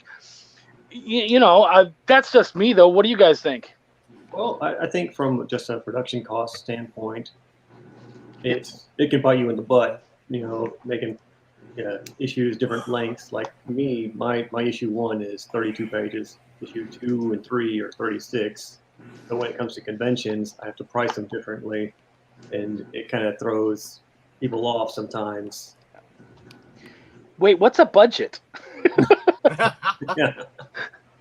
Tell me more. I'm super excited about this. And this is going to be the best part of the show. Go ahead, Wendy. Hold on. How do you write that? How do you spell that? Budget? B-U-T. I made $247 on Comicsology, so I got some money to spend. So That's a big spender. Congratulations. By the way, that's 2.47, just so everyone's clear. So you get to pay for the lettering like 1/3 of a page or something, right? Right. I was just saying, in answer to the question, I kind of based my series is going to be a collection of lots of different, I guess, short stories or whatever. But each one is going to be 3 issues long that involve different characters, all set in the same world. And I decided on the 3 issues for each one because I kind of followed the idea. Dragonlance is one of my favorite fantasy series ever. And they did everything in 3s. And to me, as a reader, I felt like the 3 just, it kept my interest long enough to finish the story, and I didn't feel like it was too drawn out. So when I sat down and started outlining my first 3 issues for this one character, I kind of looked at it and went, well, can I fit the story I want to tell into the 3 issues? I could have gone more issues if I didn't feel like that was possible, but I think it was. So I'm going to stick with that 3-issue plan. Yeah, totally. No, and I think that's smart. Braden says, I feel 4 issues are the main arcs I see nowadays. I see 4 an awful lot. Yeah, it's definitely 4 or 5 in the main arc. But again, one of the things to go back to what you said, Chuck. Yeah, you're right. People do hang themselves. And really, what you should think of is, what is your main goal, right? Do you want to work for mainstream? Is that your goal? Because if you continue to teach yourself that you can write as many pages as you want, you're not getting to that 20-page limit. So you really got to figure out how to write to that 20 pages, even if it's not. And the benefit is budget and cost, apparently. I don't know anything about that, but Doug says it's very important. So I'll lean to him. I think that's important. I'm struggling. One of the things that's interesting that I'd love to bring it to the panel. So I have a comic series that I'm thinking 3 issues would fit, but I'm thinking about expanding it to the 4th, literally because of alt covers. Like, I have an alt cover idea that would work better in 4 than in 3. So do I expand the story a little bit? It's a weird thing. I'd love to hear the take. Is this like an interlocking cover? No. So the concept of it is just to give a bit. Basically, role-playing games come to life, and I want to do each of the role-playing. There's 4 characters from role-playing, like a Dungeons & Dragons, Cyberpunk, Vampire, and I want to use their covers. And I think one for each would be really fun, like a parody of Vampire the Masquerade, a parody of Dungeons and Dragons cover, a parody of Cyberpunk, parody of that. I think it would fit really well if you did 4. That's a nice way to extend the story out to those 4. Yeah, you any story can be extended. It's just doesn't benefit the story to extend it. What if you just did 3 and then did the trade as the 4th? Well, I guess you could do that, but it would. I don't know. Good. It's a good thought. Good marketing, I suppose. Sales. I mean, yeah, okay. So I guess you could do that, but you might just have to relook at the story. Like if you're really excited to do that, I don't think it's like, I think if we're being perfectly honest, I don't think it's the best reason to pull a 4th to make a 4th issue. Like, oh, well, why'd you do a 4th issue? Because I wanted one more cover for this series. Right. Oh. And when you read it, you'll know. You're like, this is the extra cover. Oh, so issue 3 was the extra book. Yeah, I can tell. What would be the 4th RPG? It's actually World of Warcraft would be the 4th RPG. So it would be the World of Warcraft game. Which isn't a tabletop. So what the fuck? It is actually a tabletop. It's a tabletop game for World of Warcraft. They did make a tabletop, yeah. Okay. I'll let you guys have that one. I'm not sure. I don't know of anybody who played it. I wanted it, but it did exist. So Brian says, shit, now I got to track this down. Holy fuck, you people are talking a lot. But I appreciate you. I've been writing my scripts as books. All 3 scripts of the story I'm writing are over 90 pages, one being over 160. Wow, fuck. Are they still Marvel, or do you write them as stories and then break them down into panels? Because, and I'm interested to hear what our 2 artists think, I feel like if I, as an artist, had to read those 90 pages and then turn that into a book, I'd ask for more money. But that's me. Guys, what do you think? Well, first off, when you see 90 pages right off the bat, you say, wow, payday. Because if you're free, I mean, unless you've got to do it, it's your book. But yeah, that's daunting. Mm-hmm. That's, you right off the bat, I want to say, from a creative standpoint, can we chop it down into chunks? Right. Yeah, exactly. I mean, it also depends on if the book is just, huge blocks of description for your text, or I mean, is it actually lean and parsed down and spread out? Well, yeah, I'd like to know, how's the script written? Is when they say it's written 90 pages, I got a script and it was done almost like a screenplay. As the characters walk in, they walk out. There was no real setup there was no panel setup or anything. No. It was all done through dialogue and exit stage. Thinking, it's a piece of paper. There's no stage here, damn it. Yeah. Thanks, Danny. Yeah, and I totally agree with that. Yeah, man, we're probably going to need some more information on that one, Brian. But yeah, right now that's just my honest opinion.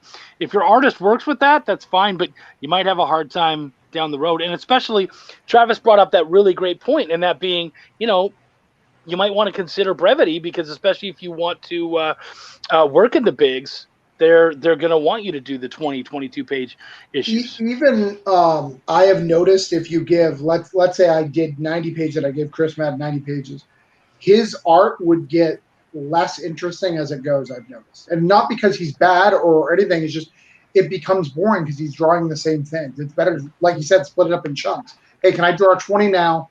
Let me go on another thing. Let me come back to it so he's back interested.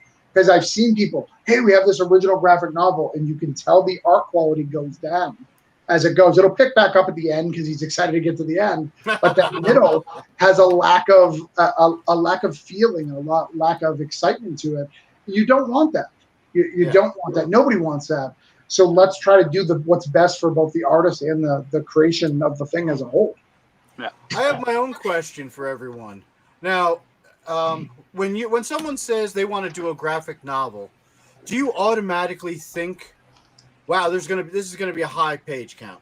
Is that what first comes to mind? Traditionally? Yeah, I would expect 80 to 120 pages. I think at least 60. Yeah.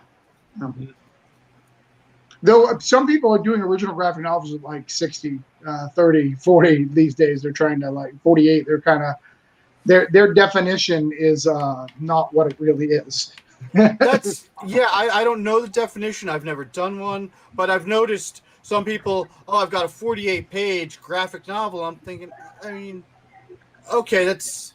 And then some people, oh, I'm doing three graphic, one story, 3 issues, 120 pages each.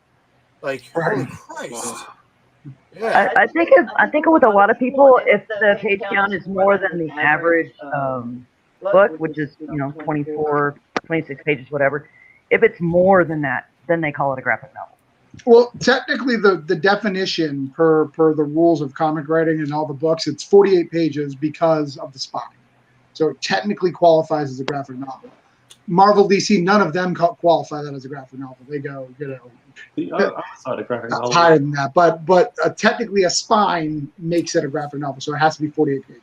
So glued over staples is what. Correct. Yeah, I always thought it was kind of like a graphic novel was defined as a standalone story that can exist outside of a character's normal universe, as opposed that's a one-shot omnibus that's just a collection of stories, like for 1990 or whatever. This is everything that happened in that particular year. Yeah. Or I mean, there's a difference then, right? it's debated. Mhm. That's an omnibus. That's different, right? I'm still stymied at the fact that Travis said the rules. There's rules? Well, there's people who wrote books who said random things. I'm not sure. I mean, their rules.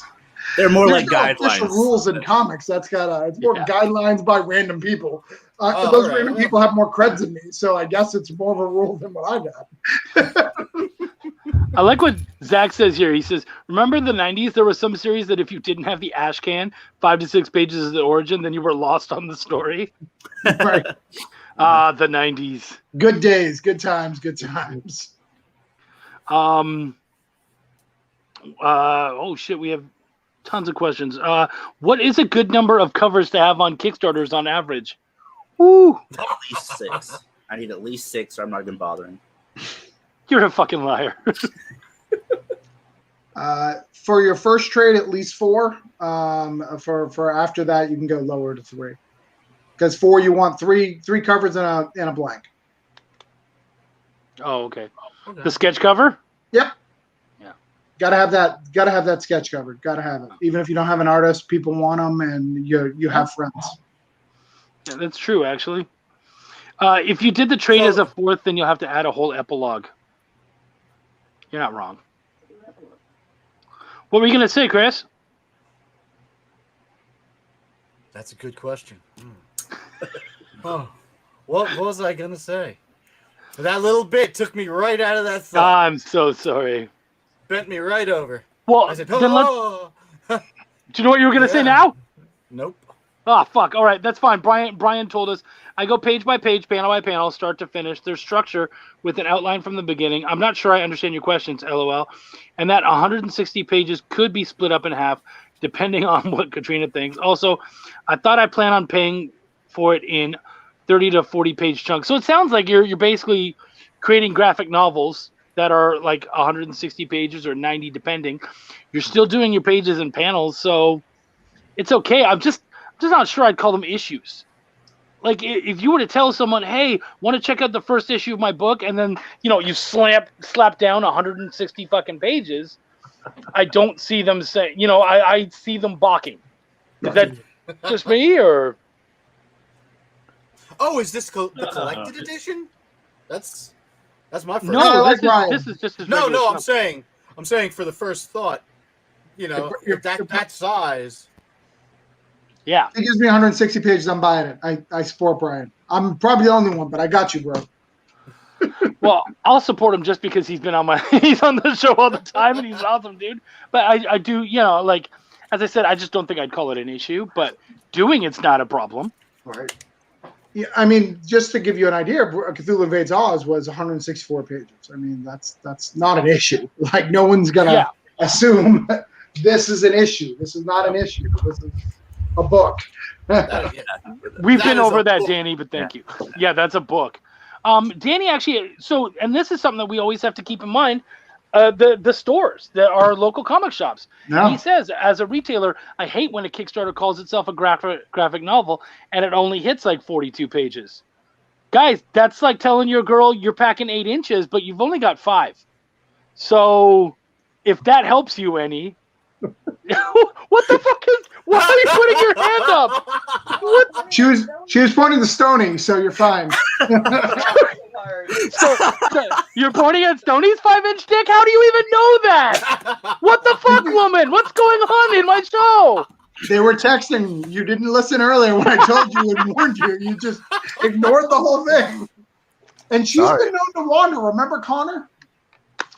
Oh my gosh. Issues. Happy 25th. Fuck, I'm about to get divorced. Stoney's taking my lady. Yeah, I don't know where to go from there. Oh, okay. He said he called them books, not issues. Okay, then I don't think that's an issue. Well, we already said it's not an issue, but I don't think that's a problem. Calling them books is just fine.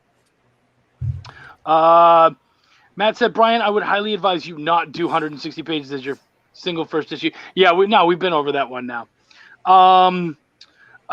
It works for Jason Burabik. I don't know who that is, but we're probably not at his level. Stoney lost it there. Yeah, he kind of did. Silver Fox under Chuck is right. If an artist is doing 100+ page a book, then that is a payday to an artist. That is fucking Chris Mad. Show some respect. Actually, like Silver Fox. I was gonna say he'll respond to Silver Fox. I bet. That's my mom's internet nickname. That's wrong. Sorry. Yeah, you really shut down the chat on that one. Fuck. Your mom's like almost 80. I'm just happy to know that Stoney lies. That solves a lot of problems in my life. I always assumed it. I just need to know. He feels a lot better about himself now that he knows it's not actually 8 inches. Good. Okay. Brett Giuliano asked this. He was in here earlier, so let's ask this one. What do you look for in an editor? Besides the pirate shirt. Whether or not they're married to me is good. That's a good one. That's a good one. Yeah, Wendy agrees with that point.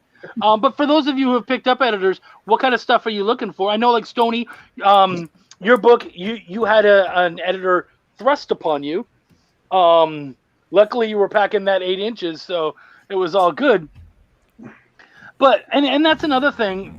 There are tons of different types of editors. Obviously, like when you go to a place like Mad Cave, they're gonna have their own editors usually, and they have tons of different types, whether it's submission or like how many different types of editors would you have on a book, Stoney? I just had the one Geo from beginning to end.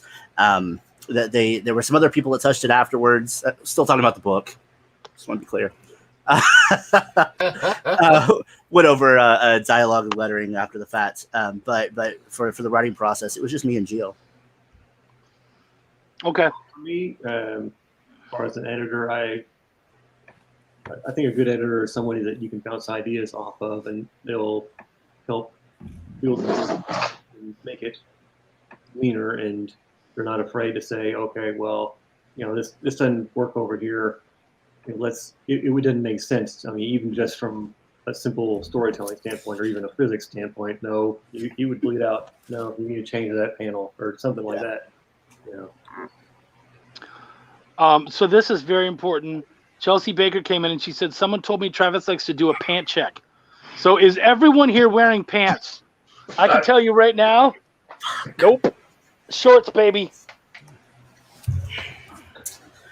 I got my Nickelodeon shorts on. Yes. Got Reptar. We got Rocco's Modern Life. We got Cat Dog. We got Red and Stimpy. Yeah, you put them down before you show that 8 inches there, buddy. There you go. Where's the long shorts? Just for you, Chelsea. And that's how we get kicked off of Facebook. Wendy, where are your pants? I'm not really sure actually, Oh, but I'm covered up. I do For have my now. rest shirt on. I got a shirt on. Yeah, I know you do. Whatever. So thank you, Chelsea, for coming out. We appreciate you. And the pant check, of course. Yeah, right. Danny asks, what does Chris work on? I'll buy that shit just because. he already I'm working- orders that stuff. I've seen it on his shelf. Yeah. All right. Yeah. We're doing the No Heroin, volume 2 right now, which, going back to what you guys were talking about earlier, yeah, this volume we changed from 3 to 4 issues too, just to kind of help fill it out, make sure the story could be told. I guess Frank wanted to add an extra just to make sure you get all the parts moving correctly, and I think that's the formula. What's that? Didn't he say something about wanting an extra cover too? Wasn't that the main reason? That feels like the right thing to do. No, well, he kind of took that idea because the second volume of Dead End Kids, he did the 4 issues, and so that he could have the interlocking covers, which is. So now you have to make them interlock. See what you were thinking there? And no. I thought maybe there was something behind it. What I love about Chris's art is it looks so drastically different depending on the color style. I've never seen someone's art who changes so drastically with the color style, which I love. I mean, I love it best when I think it's your daughter, right, who does your colors? Yeah. Yeah, when she does your color, your stuff looks the best. But like, I've seen a couple people color your stuff, and it's interesting. You know what? I think it's only me and her that color it. No, I can show you. I've seen people recolor your stuff. Oh, okay. I've seen a few pieces recolored. Yeah, and I know Mark May has I did a cover for his Kickstarter that I thought was coming out sometime this month, but yeah, he's having that colored by someone else, which I can't wait to see. Belial we had colored by Wes Hartman, which turned out really good. But yeah, you're right, man. It does the colorist does drastically affect it, which is both good and could be bad. I haven't really seen a bad Chris Mad cover actually. Yeah, true. Well, I mean, the reason I just have to look over my shoulder and say, "Oh no, that's not what I was thinking," and then Shauna can say, "Well, fuck off." And that's a true partnership, because is. Wendy has literally said, "That's not what I'm thinking," and I go, "Fuck off," and then I go sit on the couch for a week. Yep. It's usually it. Yeah. I turn back around and wait till it's done. All right, now what do you think? Oh yeah, that's. Now I like it. I think there's something big going on with what was it? Brian was talking with someone. Well, yeah, there's a big Brian thing. Brian, I assume you're talking to Matt. So, yeah, that's a lot. An 8-inch thing. It's looks like 12. Yeah, Matt and Brian are talking, so I think. Okay, good. Trish says we went after an editor who would match well with our personality and somebody who was willing to give 100% to our project. You went with Wendy? That's great. Danny is envious of your shorts. Yeah, everybody is. Braden says that Chris works on everything. He works on an awful lot. Absolutely. Yes, that's right. She appreciates it. She appreciates Chelsea appreciates all the show. She said it's so thrilling. Shauna is the best. Very true. And Zach says the ideal editor, to get back to our question, in my opinion, is flexible and communicates. But then again, I heard, been around and seen the flip side of that coin. What do I know? I've been around some of the most free living editors that don't have too many snacks. You know, I think a lot of the times it really depends on who the editor actually works for. So, like, if the editor works for a company, they get to be a bit more of an asshole because they're your boss. You know what I mean? Like, as the writer, they're going to tell you, look, man, like, this is what the company is expecting of you. This is what they want to see. And so they get to crack the whip a little bit more. Whereas if the editor is working directly for you, everything we're talking is suggestions. Sure. I think you should try this. And you can say, fuck you. And I can go, all right, I'm getting paid regardless. So if it comes out as shit, I can choose not to get credited, but you can't. Um, Well, I think it's important. You've got to trust your editor too. I think if far too many people get in fights and don't trust their editor, don't listen to what they're doing, it's very important, you know. And I look at my editor, you know, I remember in Cthulhu Invades Oz, I had a certain way I wanted something. And the editing team, not just my wife, but the team said, hey, we don't want to do it that way. And I didn't fight back. I didn't argue. It's just, all right, let's do it you guys' way, because you've got to trust that they're going to do stuff, because they're going to have your back when you don't. When they're going to have your back at the rawest form. They're going to see the script level or the lettering level. They're going to see it at the rawest form when it's not ready for mainstream. And I think that that's important. And their name matters. You know, they don't want typos on their book. They don't want any of that stuff. So I've seen far too many people who've rushed things to press, and then the editor is going, hey, man, I didn't really approve a lot of this stuff. And I think that it hurts you. It hurts your rep. I know that you want to get it out to your backers. I know you want to do that, but it hurts your rep by not taking that extra time and letting them look at it. I lucked out with Gio on that end. Like I feel like she got the story I wanted to tell. She got me, and we really worked well together. And I remembered, I realized that she really got what I was saying when we started talking about music and the stuff that I was writing to, and she goes, you know what? I think I've got an album that you need to listen to, and send it over. I was like, this is exactly the vibe I'm going for. It felt so good to be on the same page and get it, and I think it really made the book come out to the best that it could be, having us both, so simpatico. Sean says, I'm just here to feel all the sexual tension. Oh, it's here, buddy. It's here. Yeah. Danny asked, Chuck, as an editor, have you ever had a creator just ignore everything in the book, be a disaster? I don't know that I've had anyone ignore everything, but I think I know that definitely they've ignored enough where I could be like, I fucking told you so. Like, when people would start talking about, like, oh, I really didn't like that. I told you they wouldn't like it. Not the whole issue, but certain aspects or whatnot. And so you kind of get those I told you so moments, and hopefully they learn, or maybe next time they'll get a different editor. Options are there. I'm not the only editor out there. Certainly, there's tons out there. And if we don't work, if you can't trust me, I've got enough work going on. Like there's other people, and hopefully you're able to work better with that person. But no complete train wrecks. So Travis, what instance is Chuck referring to here? All of them. All of them.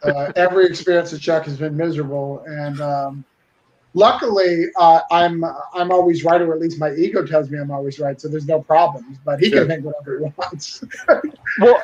And luckily, usually at this point when I'm editing him, I'm actually under his wife. And I'm working for his wife. So that works out. Yeah, my wife, the reason why I use my wife is not only because she's a brilliant editor, but she knows my voice. She knows what I would say and what I wouldn't. And I find that a lot of people struggle. They try to rewrite some things, and they're not writing it in my voice. They're just rewriting it so it makes more sense to them instead of rewriting it.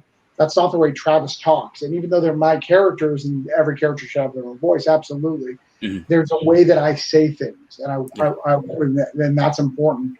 And some editors don't care about that. They just want it to do their stuff. Phrasing. And Bearded's here, so this party can There start. we go. Bearded finally showed up. Bearded is in the house. Oh, Terry's back. And actually, so when you were speaking about your own voice and all that kind of stuff, that actually plays into another question that I had somewhere here. Well, I'm not finding it right away, but fuck it. Here's another good one. How do you balance plot, character development, world building, and theme when you're doing a script? That's from Joseph Dewis. Well, ask himself. He knows how to do that. I've read his book. Have you, though? I think the world building will just develop organically as you're going along and developing the story. I agree with that. I think actually all of those things, as an organic writer, they should feel that way anyways. You know what I mean? Like So balancing your plot, your character development, especially character development and world building, those things should not feel like they're exposition. So they should kind of come out as the story goes. So I think for me that tends to be the balance. But I think Wendy would like to say something about that. Yeah, I think for different writers it's different. So I think that the world building is very organic. It should come along as you develop your characters and tell your story. But I think for different writers, different aspects are a little bit more, maybe not more difficult, but maybe because of the way your mind works, you're not thinking about certain things. So for like with me, I have to go back through my script and realize I'm not really moving the plot along very well through this point or through this section of the story or whatever. So I have to go back and I really have to look at my plot development. But for other people, it may be the character development. Maybe they go back and go, wow, I really didn't really get people interested in this character. I need to add some and flesh them out and whatnot. I think it just depends on how you write. Yeah. This is why you need for me, this is why you need a roadmap, a layout before, break down the issues. So every character, their arc, so you have to push their arc forward and make sure that the main characters have their arcs and that the sub characters have their arc. Because everybody in your character should have some sort of arc. Doesn't mean they have to drastically change after the arc, your main character should, but you've got to make sure they have their arc and they have their moments, because that's important, because any character can be somebody's favorite. Mm-hmm. I think that you know a rookie writer when you've read 3 issues, you're like, I know this guy's name, but I don't know the other 7 characters' names. It's because they only care about that character. It's that story, and they haven't fleshed out everybody else. They haven't given that other people their voice, and it suffers, and it suffers as you continue to read those stories.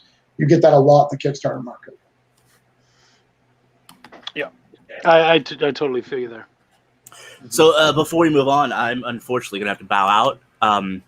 But thank you, Chuck, for having me. This was a great time. I love you guys, all of you. Doug, Chris, shoot me a friend requests. Thank for everybody in the chat. Tara, Danny, Chelsea, everybody showed up. Bearded, I guess. Sony, can you tell everyone where they can track you down and check out your work? I am Bald Bearded Bard across social media. You can find me on Twitter, Instagram, Facebook. My stellar coloring that Travis will account to can be found at ArtStation. And yeah, that's why I'm at Bald Bearded Bard everywhere. He makes jokes, but he's colored. I think he's had more color credits for me than anybody else. So, well, thank you. Isn't it 100% of your color? No, you've got the one outside. I've got one. Yeah, one. Yeah. And I really liked your colored work with David Galliano's piece. That was one of my favorite pieces. Yeah. I liked it. Yeah. Well, thanks for coming out, buddy. We really appreciate you a lot, man. Thanks for having me. And Wendy, it was wonderful to finally see your face. Same to you. Night. Good night, guys. Good night. We'll go back real quick. Sean had asked, how do you trust an editor to elevate your book and not try to make their voice louder than yours as the creator? Ouch. Yeah. What do you guys think? Sounds like a dick editor. Yeah. It's I mean, a lot of them. I guess unless if you're working for the large companies, I guess, like Travis said, that's what they're being paid to do. What the written word isn't the end of it. It's what the company wants to make sure is conveyed. So I guess it kind of depends on where the story's coming from, where that's what the situation. Yeah. Well, certainly if it's your book and you're the writer, you have to trust as much as possible. But if you start realizing, hey, these aren't my ideas or this isn't my voice, as Travis was saying earlier, his wife understands his voice. So if they start trying to change your voice and you start feeling that way, at the end of the day, these are all just suggestions, man. You can say no. That's an option. So I think you just got to feel it out. Right. And you'll know really quick, Sean, if an editor, you'll know this in the first draft. If an editor is making your story better, you'll know that on the first draft. If they're trying to edit your voice out and change your voice, then they're probably not a good editor. Now, some writers are very particular, so you got to be careful too. And I'm this way. Like someone randomly changed, one of my editors changed the voiceover from a speaker in the airport, and I was annoyed that he drastically changed what I wrote. But the next time I was on an airplane, I realized his was closer to what it is. So he's flown on more planes than me. So you've also got to ask those questions and make sure that the reason why you're upset is legitimate. Because sometimes ego comes into play, and it's going to, and it should. Right? If you're writing something, your ego should be involved because it should be something you're passionate about. So it should be something that you put your whole heart into. So that's where a healthy ego is. But asking those questions, why did you change that? And if the answer is, I just didn't think it sounded good, then there's some issues. Yeah. Film Noir, thank you. I'm not your editor, so you don't need to worry about, because she had said further down here. I gotta track it down. Yeah. If I use English, actually, it's a crazy good panel. Again, not your editor, so that's fine. You can say it however you like. I might suggest changes. Danny said about Travis's editor, she can physically hurt Travis when he's being an idiot. Chuck can't offer that. I can if I go to Florida, but I usually don't because I might be staying at his house, and so it's not a good call. And he said words that hurt me sometimes. They're not physical, but they hurt just as much. James says, fuck no voice editors. I'm not quite sure what you mean there. But, fuck assholes, I can agree with that. Maybe what?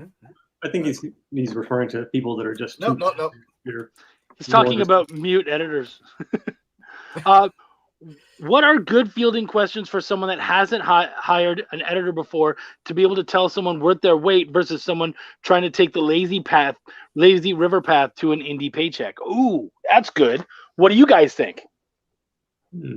I'm bad at spelling and grammar, but if you want me to edit for you, I'm fine. That's a lazy river approach.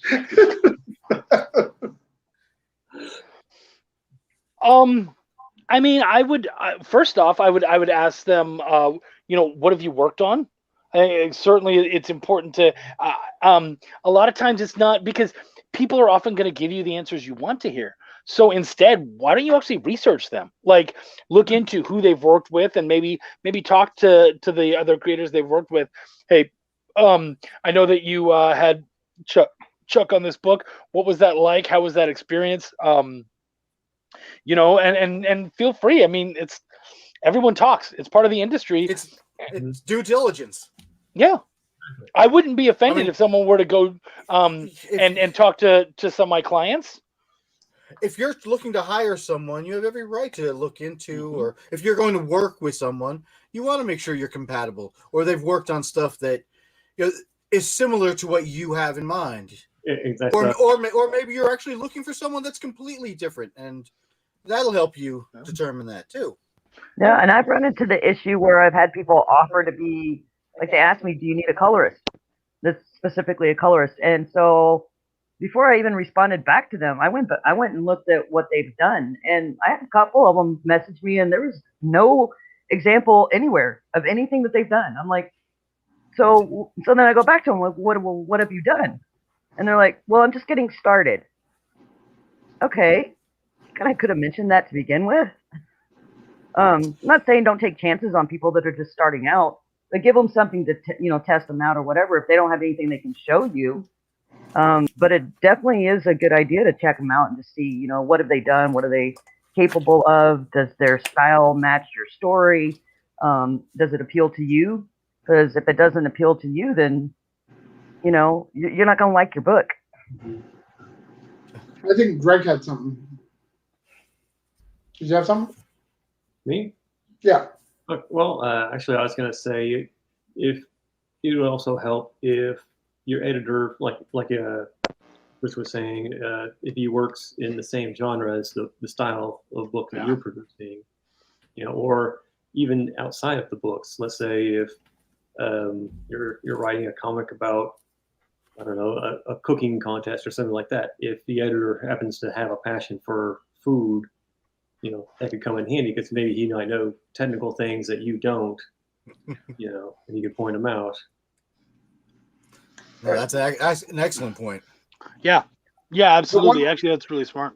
The one thing I want to point out too is there's different types of editors too. So there's story editors and there's, editor. Some can do both. Like Wendy has come to me, hey, can you read the script and give me feedback? I'm not an official editor, but I said, hey, why don't we try moving these things around? I think it'd make it a little bit better pacing. That's a story editor. That's stuff. I didn't affect her script in any way. I just said, hey, can we move some things around? I think it may have a different effect. And it's okay to hire someone like that if you're good at spelling and grammar. If you think you can handle that, always having someone look at you, looking it over is always a good idea. I don't care how high you get. It's always a good idea because they're going to see something that you don't. At the very least, get a proofreader. Yeah.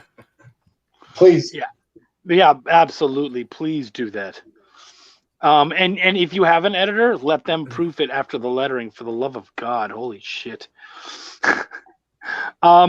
Zach, all right, here's a question for the writers. How do you feel about an artist adding or taking away from a page you scripted? Does it make the story better or not? Maybe I have a really good reason for it. Yeah.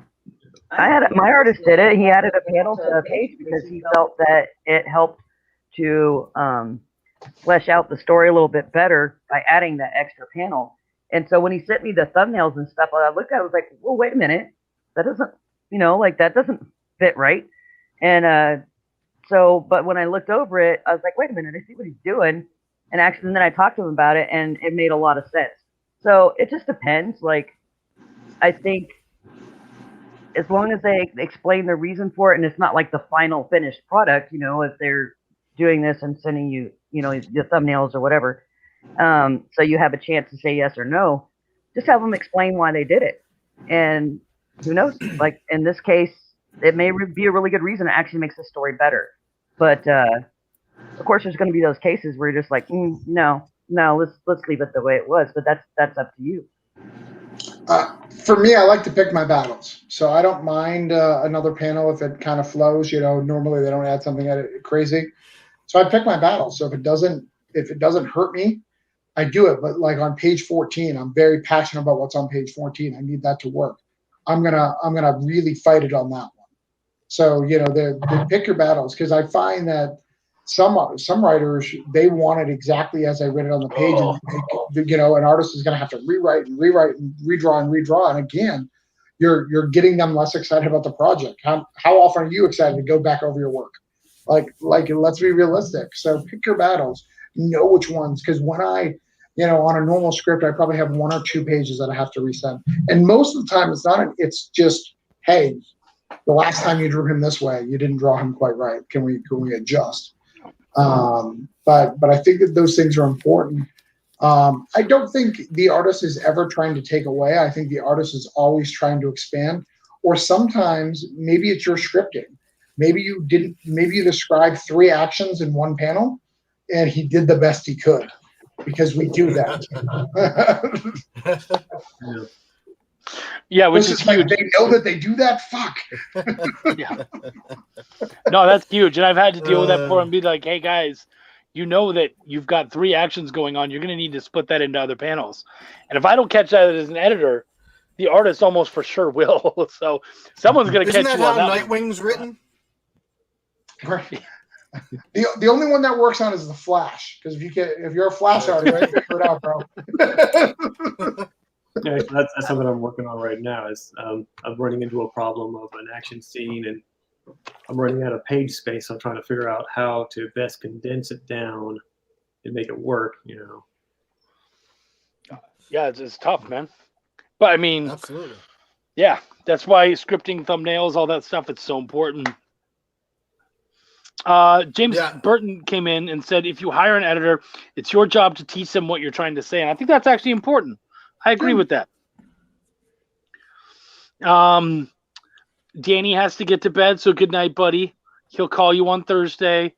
Same with our good friend Trish had to head to bed too. Good night, hon. We appreciate you very much. Mike Bankston, the man, Mr. Mike Drop. He says, "I've got to read a few stories. I have gotten to read a few stories before they came out. Kind of nice, Honor. Yeah, that's always nice." What else do we have going on here? Sorry, trying to track everything down.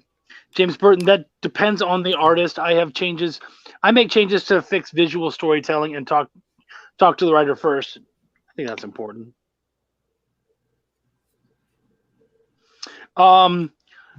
Chris, did you have to head out, buddy? Yeah, I'm gonna have to head out. It's getting to be about that time. I feel you, buddy. Thank you very much. I'm so glad I got to be on. Your 25th. First time. I've been waiting. When am I going to be on the show? We're going to get a whole episode of Chris Mad. You and I are going to have a talk soon, and we're going to get you in for a whole episode. Oh, no. This is it. This is it. You had your spot. Well, what else do I have to say? I ran my cocksucker. Oh, that's it. All right. I mean, without talking about Stoney's 8-inch dick, I mean, why would Chris come back? Yeah. All right. As long as there's some incentive there. Well, I'll bring Stoney in then. I guess that's going to have to be it. Hey, man, can you tell everyone where to track you down so that they can pick up some amazing art from you and check out all your stuff? Chris Mad on Facebook or Gone Mad Graphics on Instagram. And Twitter, which I don't know what Twitter is. Just look up Chris Mad on Twitter. You'll find it. That's why I share his art page from Facebook, because he has no idea. No, I do not. I suck at social media.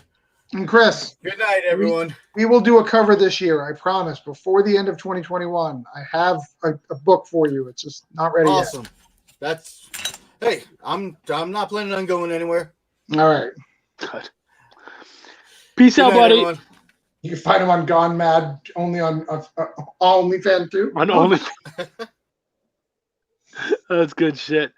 All right, guys, we're down to 4. Mm-hmm. We still got some things that we can talk about if you guys like. Is everyone still wide awake and having a good time? Yeah, I can talk for a little bit. We can go for a little bit longer. At least try to make it to that 2-hour point. Yeah. Okay, this was a good one. This is actually from Kira. She asks, how do you pace a story? Because that's huge. A good editor. Well, thanks, but it starts with the script. What about you, Trav? What do you think? Man, that's a very complicated question. So there's many ways to do it. I use a 3-act structure. I don't really want to go into the details of 3-act structure, but please look it up. Basically, it's beginning. The plot problems addressed in the beginning. Number 2 is the main figuring out what that problem is, kind of resolving it. Number 3 is resolving that. Mm-hmm. And that's I do that even in individual issues. So I have a 3-act structure in it. Now in an individual issue, probably it's gonna the end result is going to go, we fix this problem, but other problem comes up. Yeah. That's issue 2. Mm-hmm. Issue 3, exactly. Your resolution should always make people want to pick up the next issue if it's going to be a multi-issue arc. Right, and that's a struggle.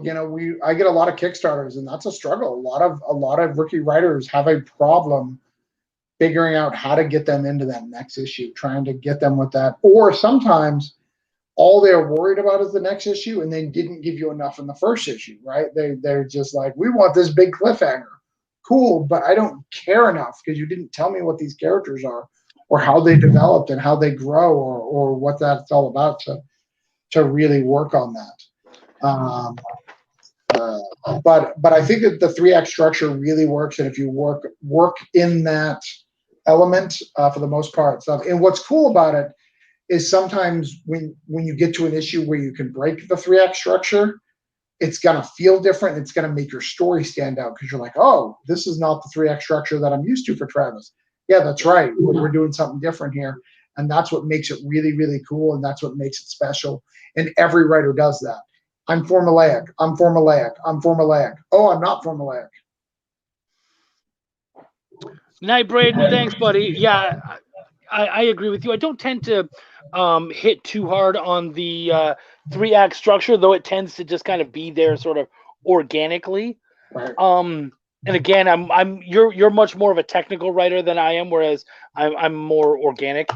And there's no kind of right or wrong there. It's just sort of how we are and how we work best. Well, like you said, I'm a film guy. I learned how films are written. That's how films are written. You've got to do it that way. There's no other way to do a film because you're finishing everything in a film, you know. Well, and James is talking about Kieran. He says she's having trouble because in comics it's a bitch to hit the page turns in the 3-act without an outline. She is anti-outline. She, of course, is, as a good sister, says, I'm not anti-outline. I'm just not great at it.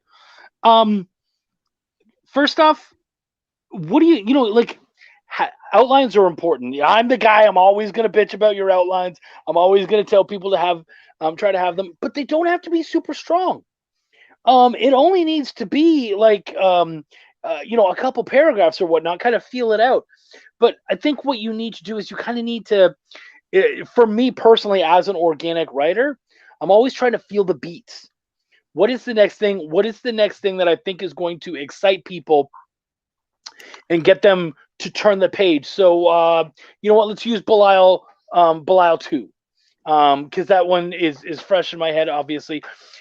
The turn pages, they don't have to be as huge as everyone says. So there's this early on, there's this one line where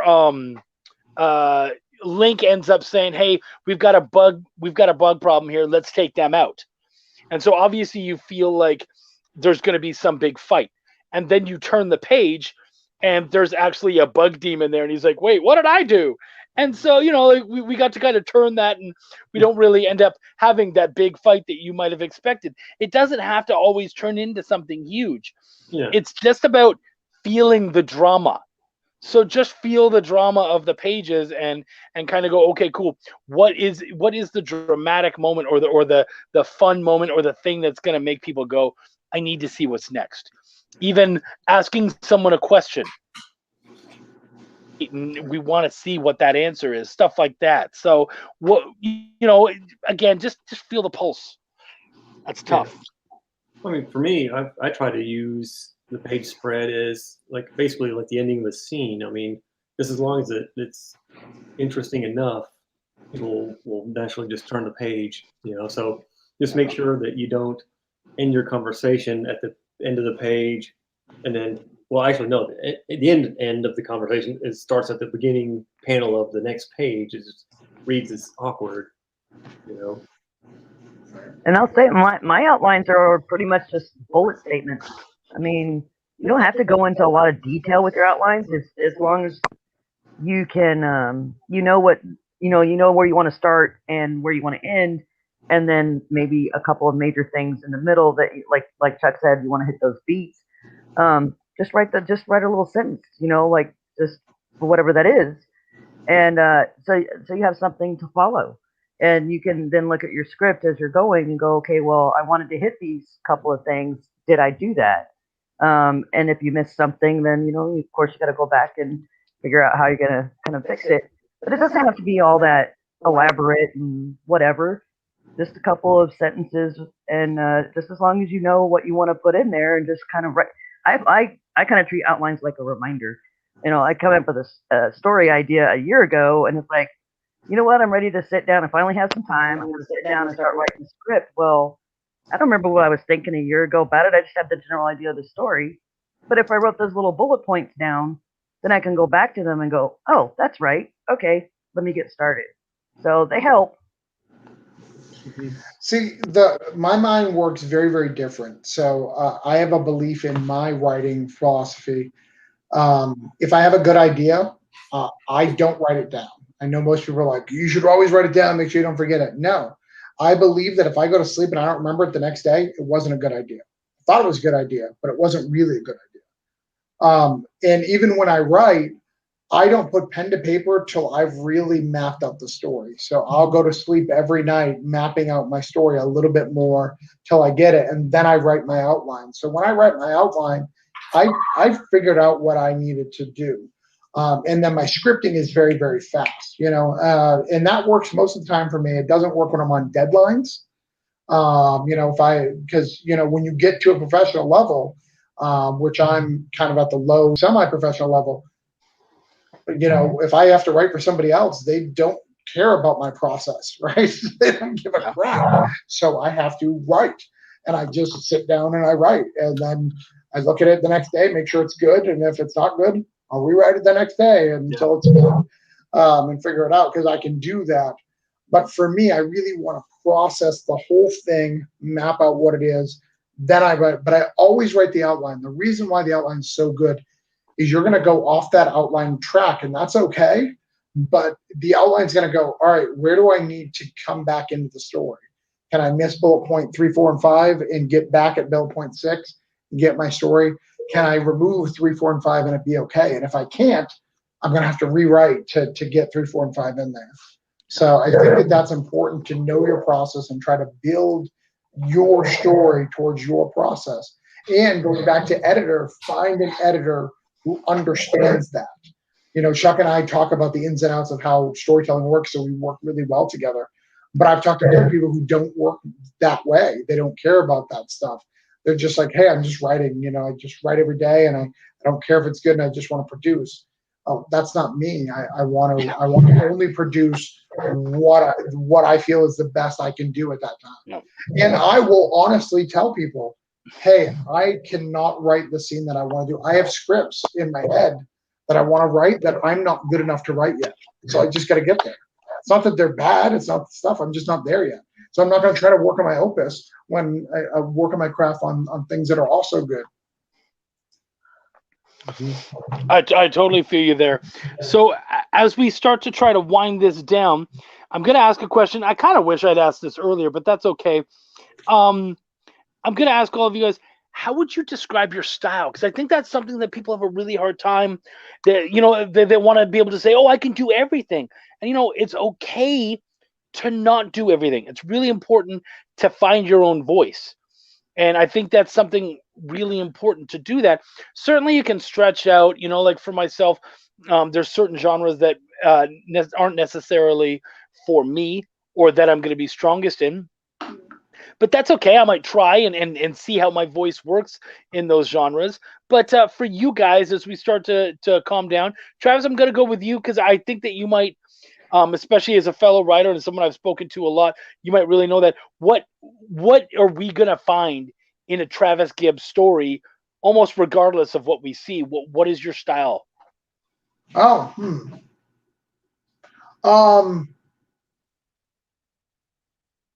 That's interesting. So each of my stories are written very different. Like if you read Voodoo Nations and Broke Down, you wouldn't assume that those two are written by the same person. They're written in a very different format. They're written in a different story structure. But one of the things that I always write is characters have real problems. It's a real problem. It's Peter Parker has problems that he's dealing with. Yeah, he can be Spider-Man, do all those things, but Peter Parker has problems. So a Travis character, a character that I write, is going through something, and they're processing it through the events of the story. And you're going to see that process.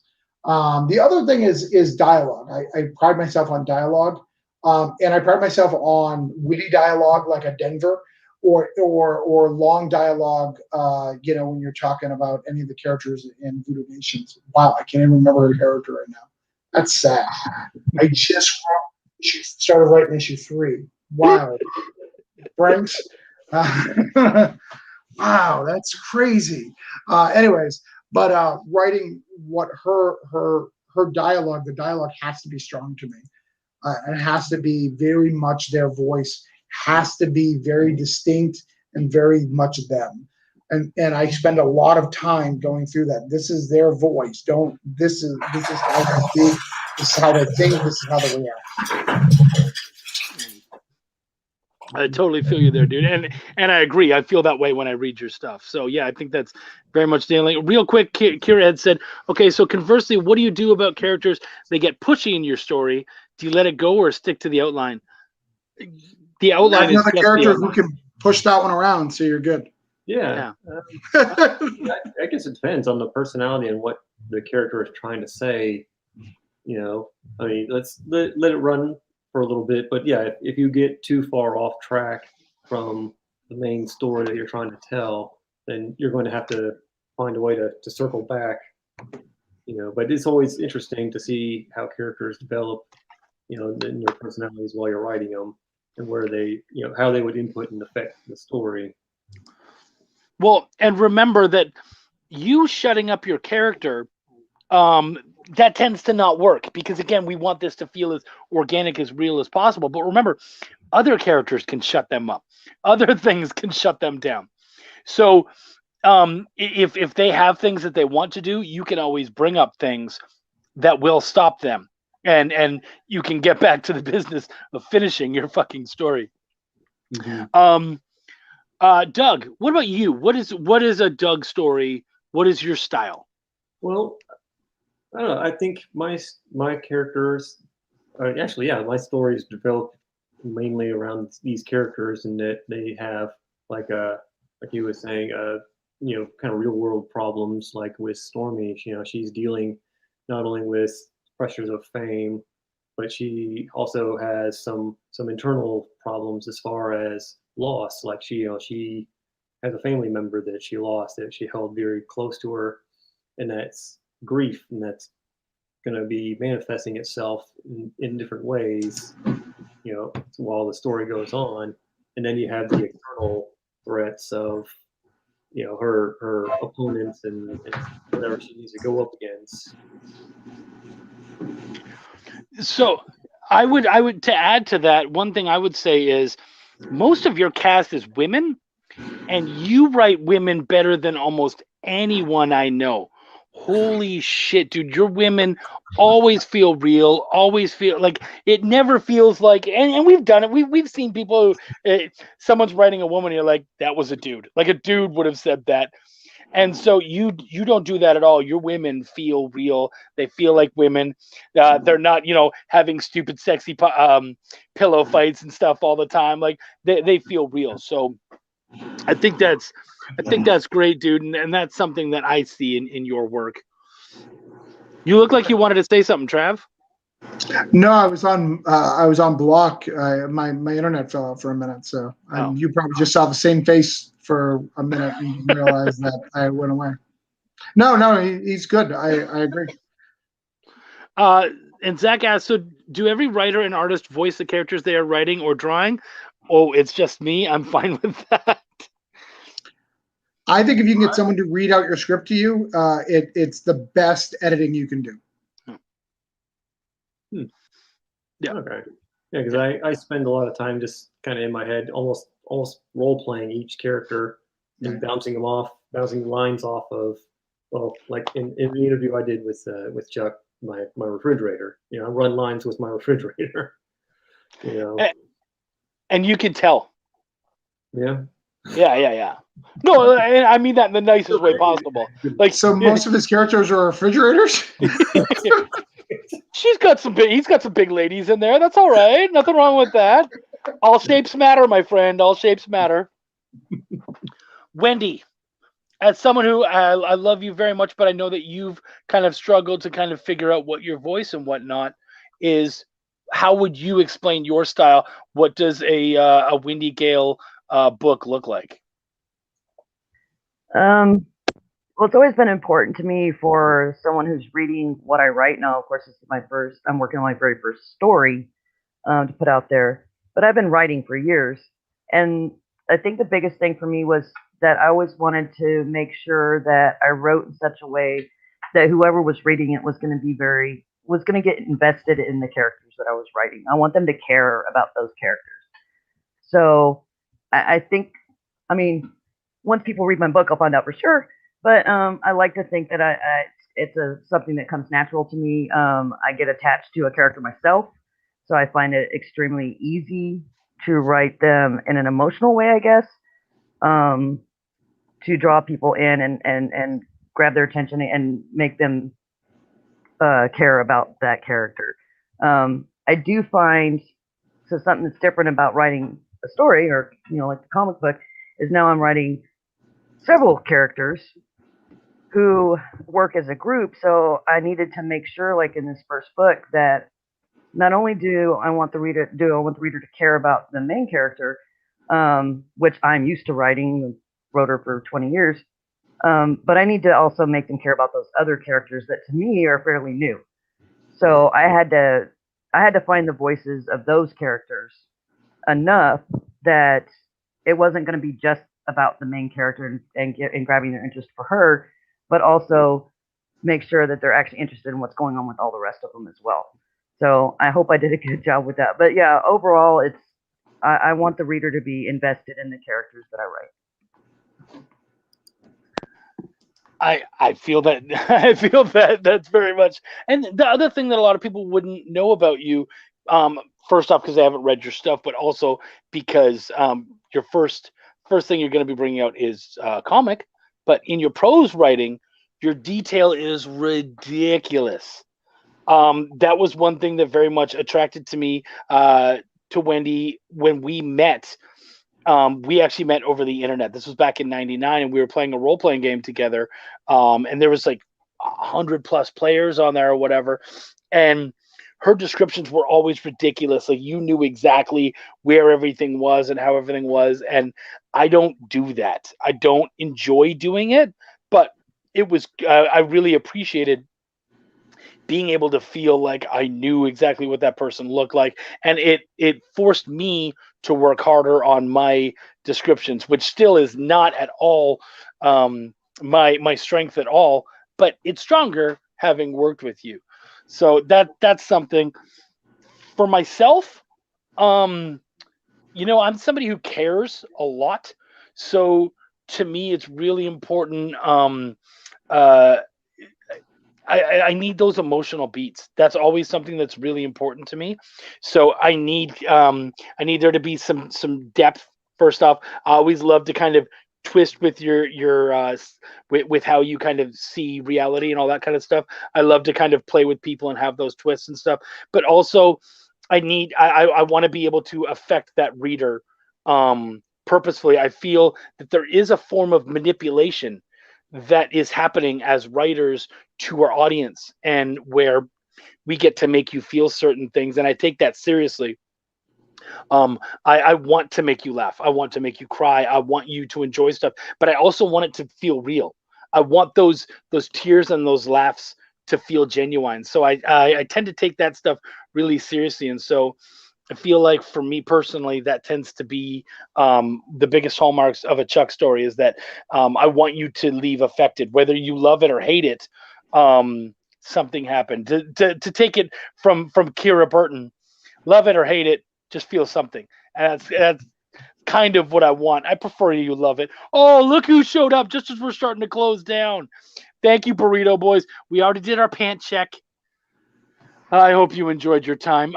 Guys, thank you so much, everyone who came out. Obviously, my guests who are still around, but Chris Mad, Eric Cockrell, Stoney Williams. So glad to have everybody here. You guys made this such an amazing time. What was that? That's my yawn. Okay. Thank you so much, everybody, for showing up. I really appreciate it. And guys, you guys were all absolutely so amazing. Let's go around the room and tell everyone how they can find you. Travis, how can everybody find you? Right here, man. I'm just gonna sit here, like I'm just gonna be on the stream. So if you need me, just log back in. We'll give everyone the link, and I'll just be sitting here till wee hours of the morning until someone wants to talk to me. You can find me at brokedown@4deadbodies.com. You can find me at Jester Lou on Twitter. You can find me at Travis Gibb on Facebook. I do have Voodoo Nations coming out, issue 2. That's coming out on next Monday.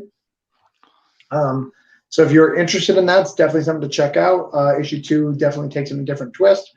They can go and follow that right now on Kickstarter, right? You can. Yeah, that link's a little hard to show, but I can send it to you. And the other thing is I'm going to be at Pensacon this weekend. So I'm going to be in Pensacola with the Scout Boys at the con. So if you want to come out, apparently it's a huge con, like a MegaCon level con. So like 11 to 20,000 people. So nice. We'll see how many. But yeah, it should be really good. Oh, thanks. Voodoo Nations is I just finished Broke Down issue 4. I'm picking it from the printer this week. So if you haven't picked that up, check it out. But yeah, figure it out. All right. That's awesome, dude. Doug, what about you? Well, let's see. You can find me at stormycomic.com. Also on Instagram, Stormy Comic, Twitter, Stormy Comic, Facebook, pretty much the same thing. As far as in real life, actually, Chuck and I have some news on that. I don't know if I can share a screen. Can I do that? I mean, if you can, I'd love that. Yes, at the bottom. Did it go up? I don't know how to. Screen sharing, easy to monitor. Okay. We're gonna try to screen share this so we can show some cool stuff off. Okay. Let's try screen 2. There it is. Can you see it? Yep, I'm about to show that right now. Add to the stream. Right. Bam. Well, there you go. Yeah. Wow, look at that. Yep. Fan Expo and Big Texas. You guys travel so far. What? Well, Dallas is like 5 hours for us, right? What? Dallas is about 5 hours for us. Yeah, Dallas about 5 hours. Yeah, and I'm still hounding after Celebrity Fan Fest. Supposedly they're going to be announcing something next week, so hopefully, we'll be jumping into that and get a table soon. Yeah, no, dude. Yeah, I'm so excited about all those shows. Holy crap.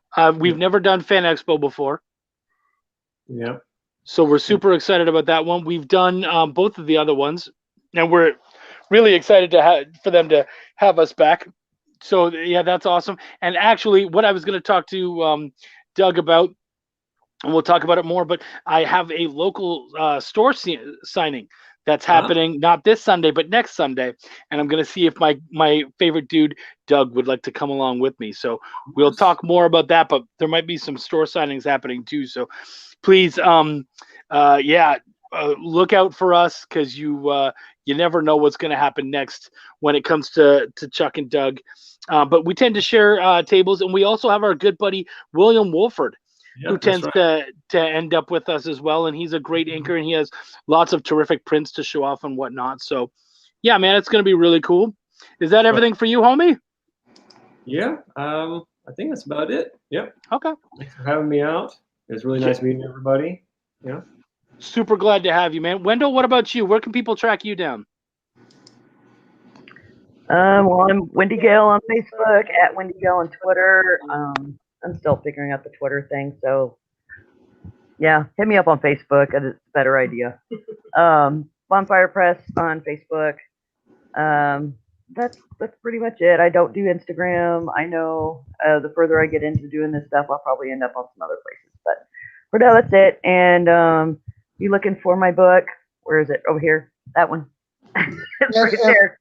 That one. And you can buy a couple of if you talk to Danny, and you can get that comic. And I know that once we get the Kickstarter launch for it, it's going to be way higher than $10 for that version. So if you want to get the first writing, the first printing, you're gonna need to get it from them. It's only $10, so you're not talking a big deal. And that has a Voodoo Nation story. It has David Galeano's new book, Final Growth, and Capable. Yeah. So and that Final Growth was awesome. I read that story. It was amazing. Yeah. So yeah, my the Syrian Tales will be out hopefully this summer. The art's almost done. Coloring started, so put that on Kickstarter sometime in the summer. Cool. And I think most of you guys know me, but if not, you can track me down on Facebook, Chuck Pineau. You can find me on Twitter at ChuckyPin. Instagram, I'm at Chuck Pino as well. Of course, I'm here. You're either watching me on Facebook or you're watching me on my YouTube. If you're not on my YouTube, please check it out. Chuck's Raw Reviews every Tuesday. I keep doing this show. It's been going really well. I've been lucky to have such amazing guests. I love and respect these people who have shown up today. Thank you guys so much for giving me your time and for giving all of us your time and your wealth of knowledge. I think this has been definitely one for the books. So much knowledge in this, and so much fun too. So guys, thank you all so much. I appreciate you guys. Here's to another 25 more, and let's see where it goes from there. Next week I'm gonna have the guys from BDI. It's gonna be Tom Hutchison, Wes Hartman, and I'm not sure who else. He might be bringing Jesse Witchman. I'm not sure though, but it's gonna be a big one. So we're starting off 26. We're starting off that next 25 with a big bang. We really appreciate you guys so much. Thank you guys. Peace, love, and comics. As always, my name is Chuck. I give a fuck. Take care, guys.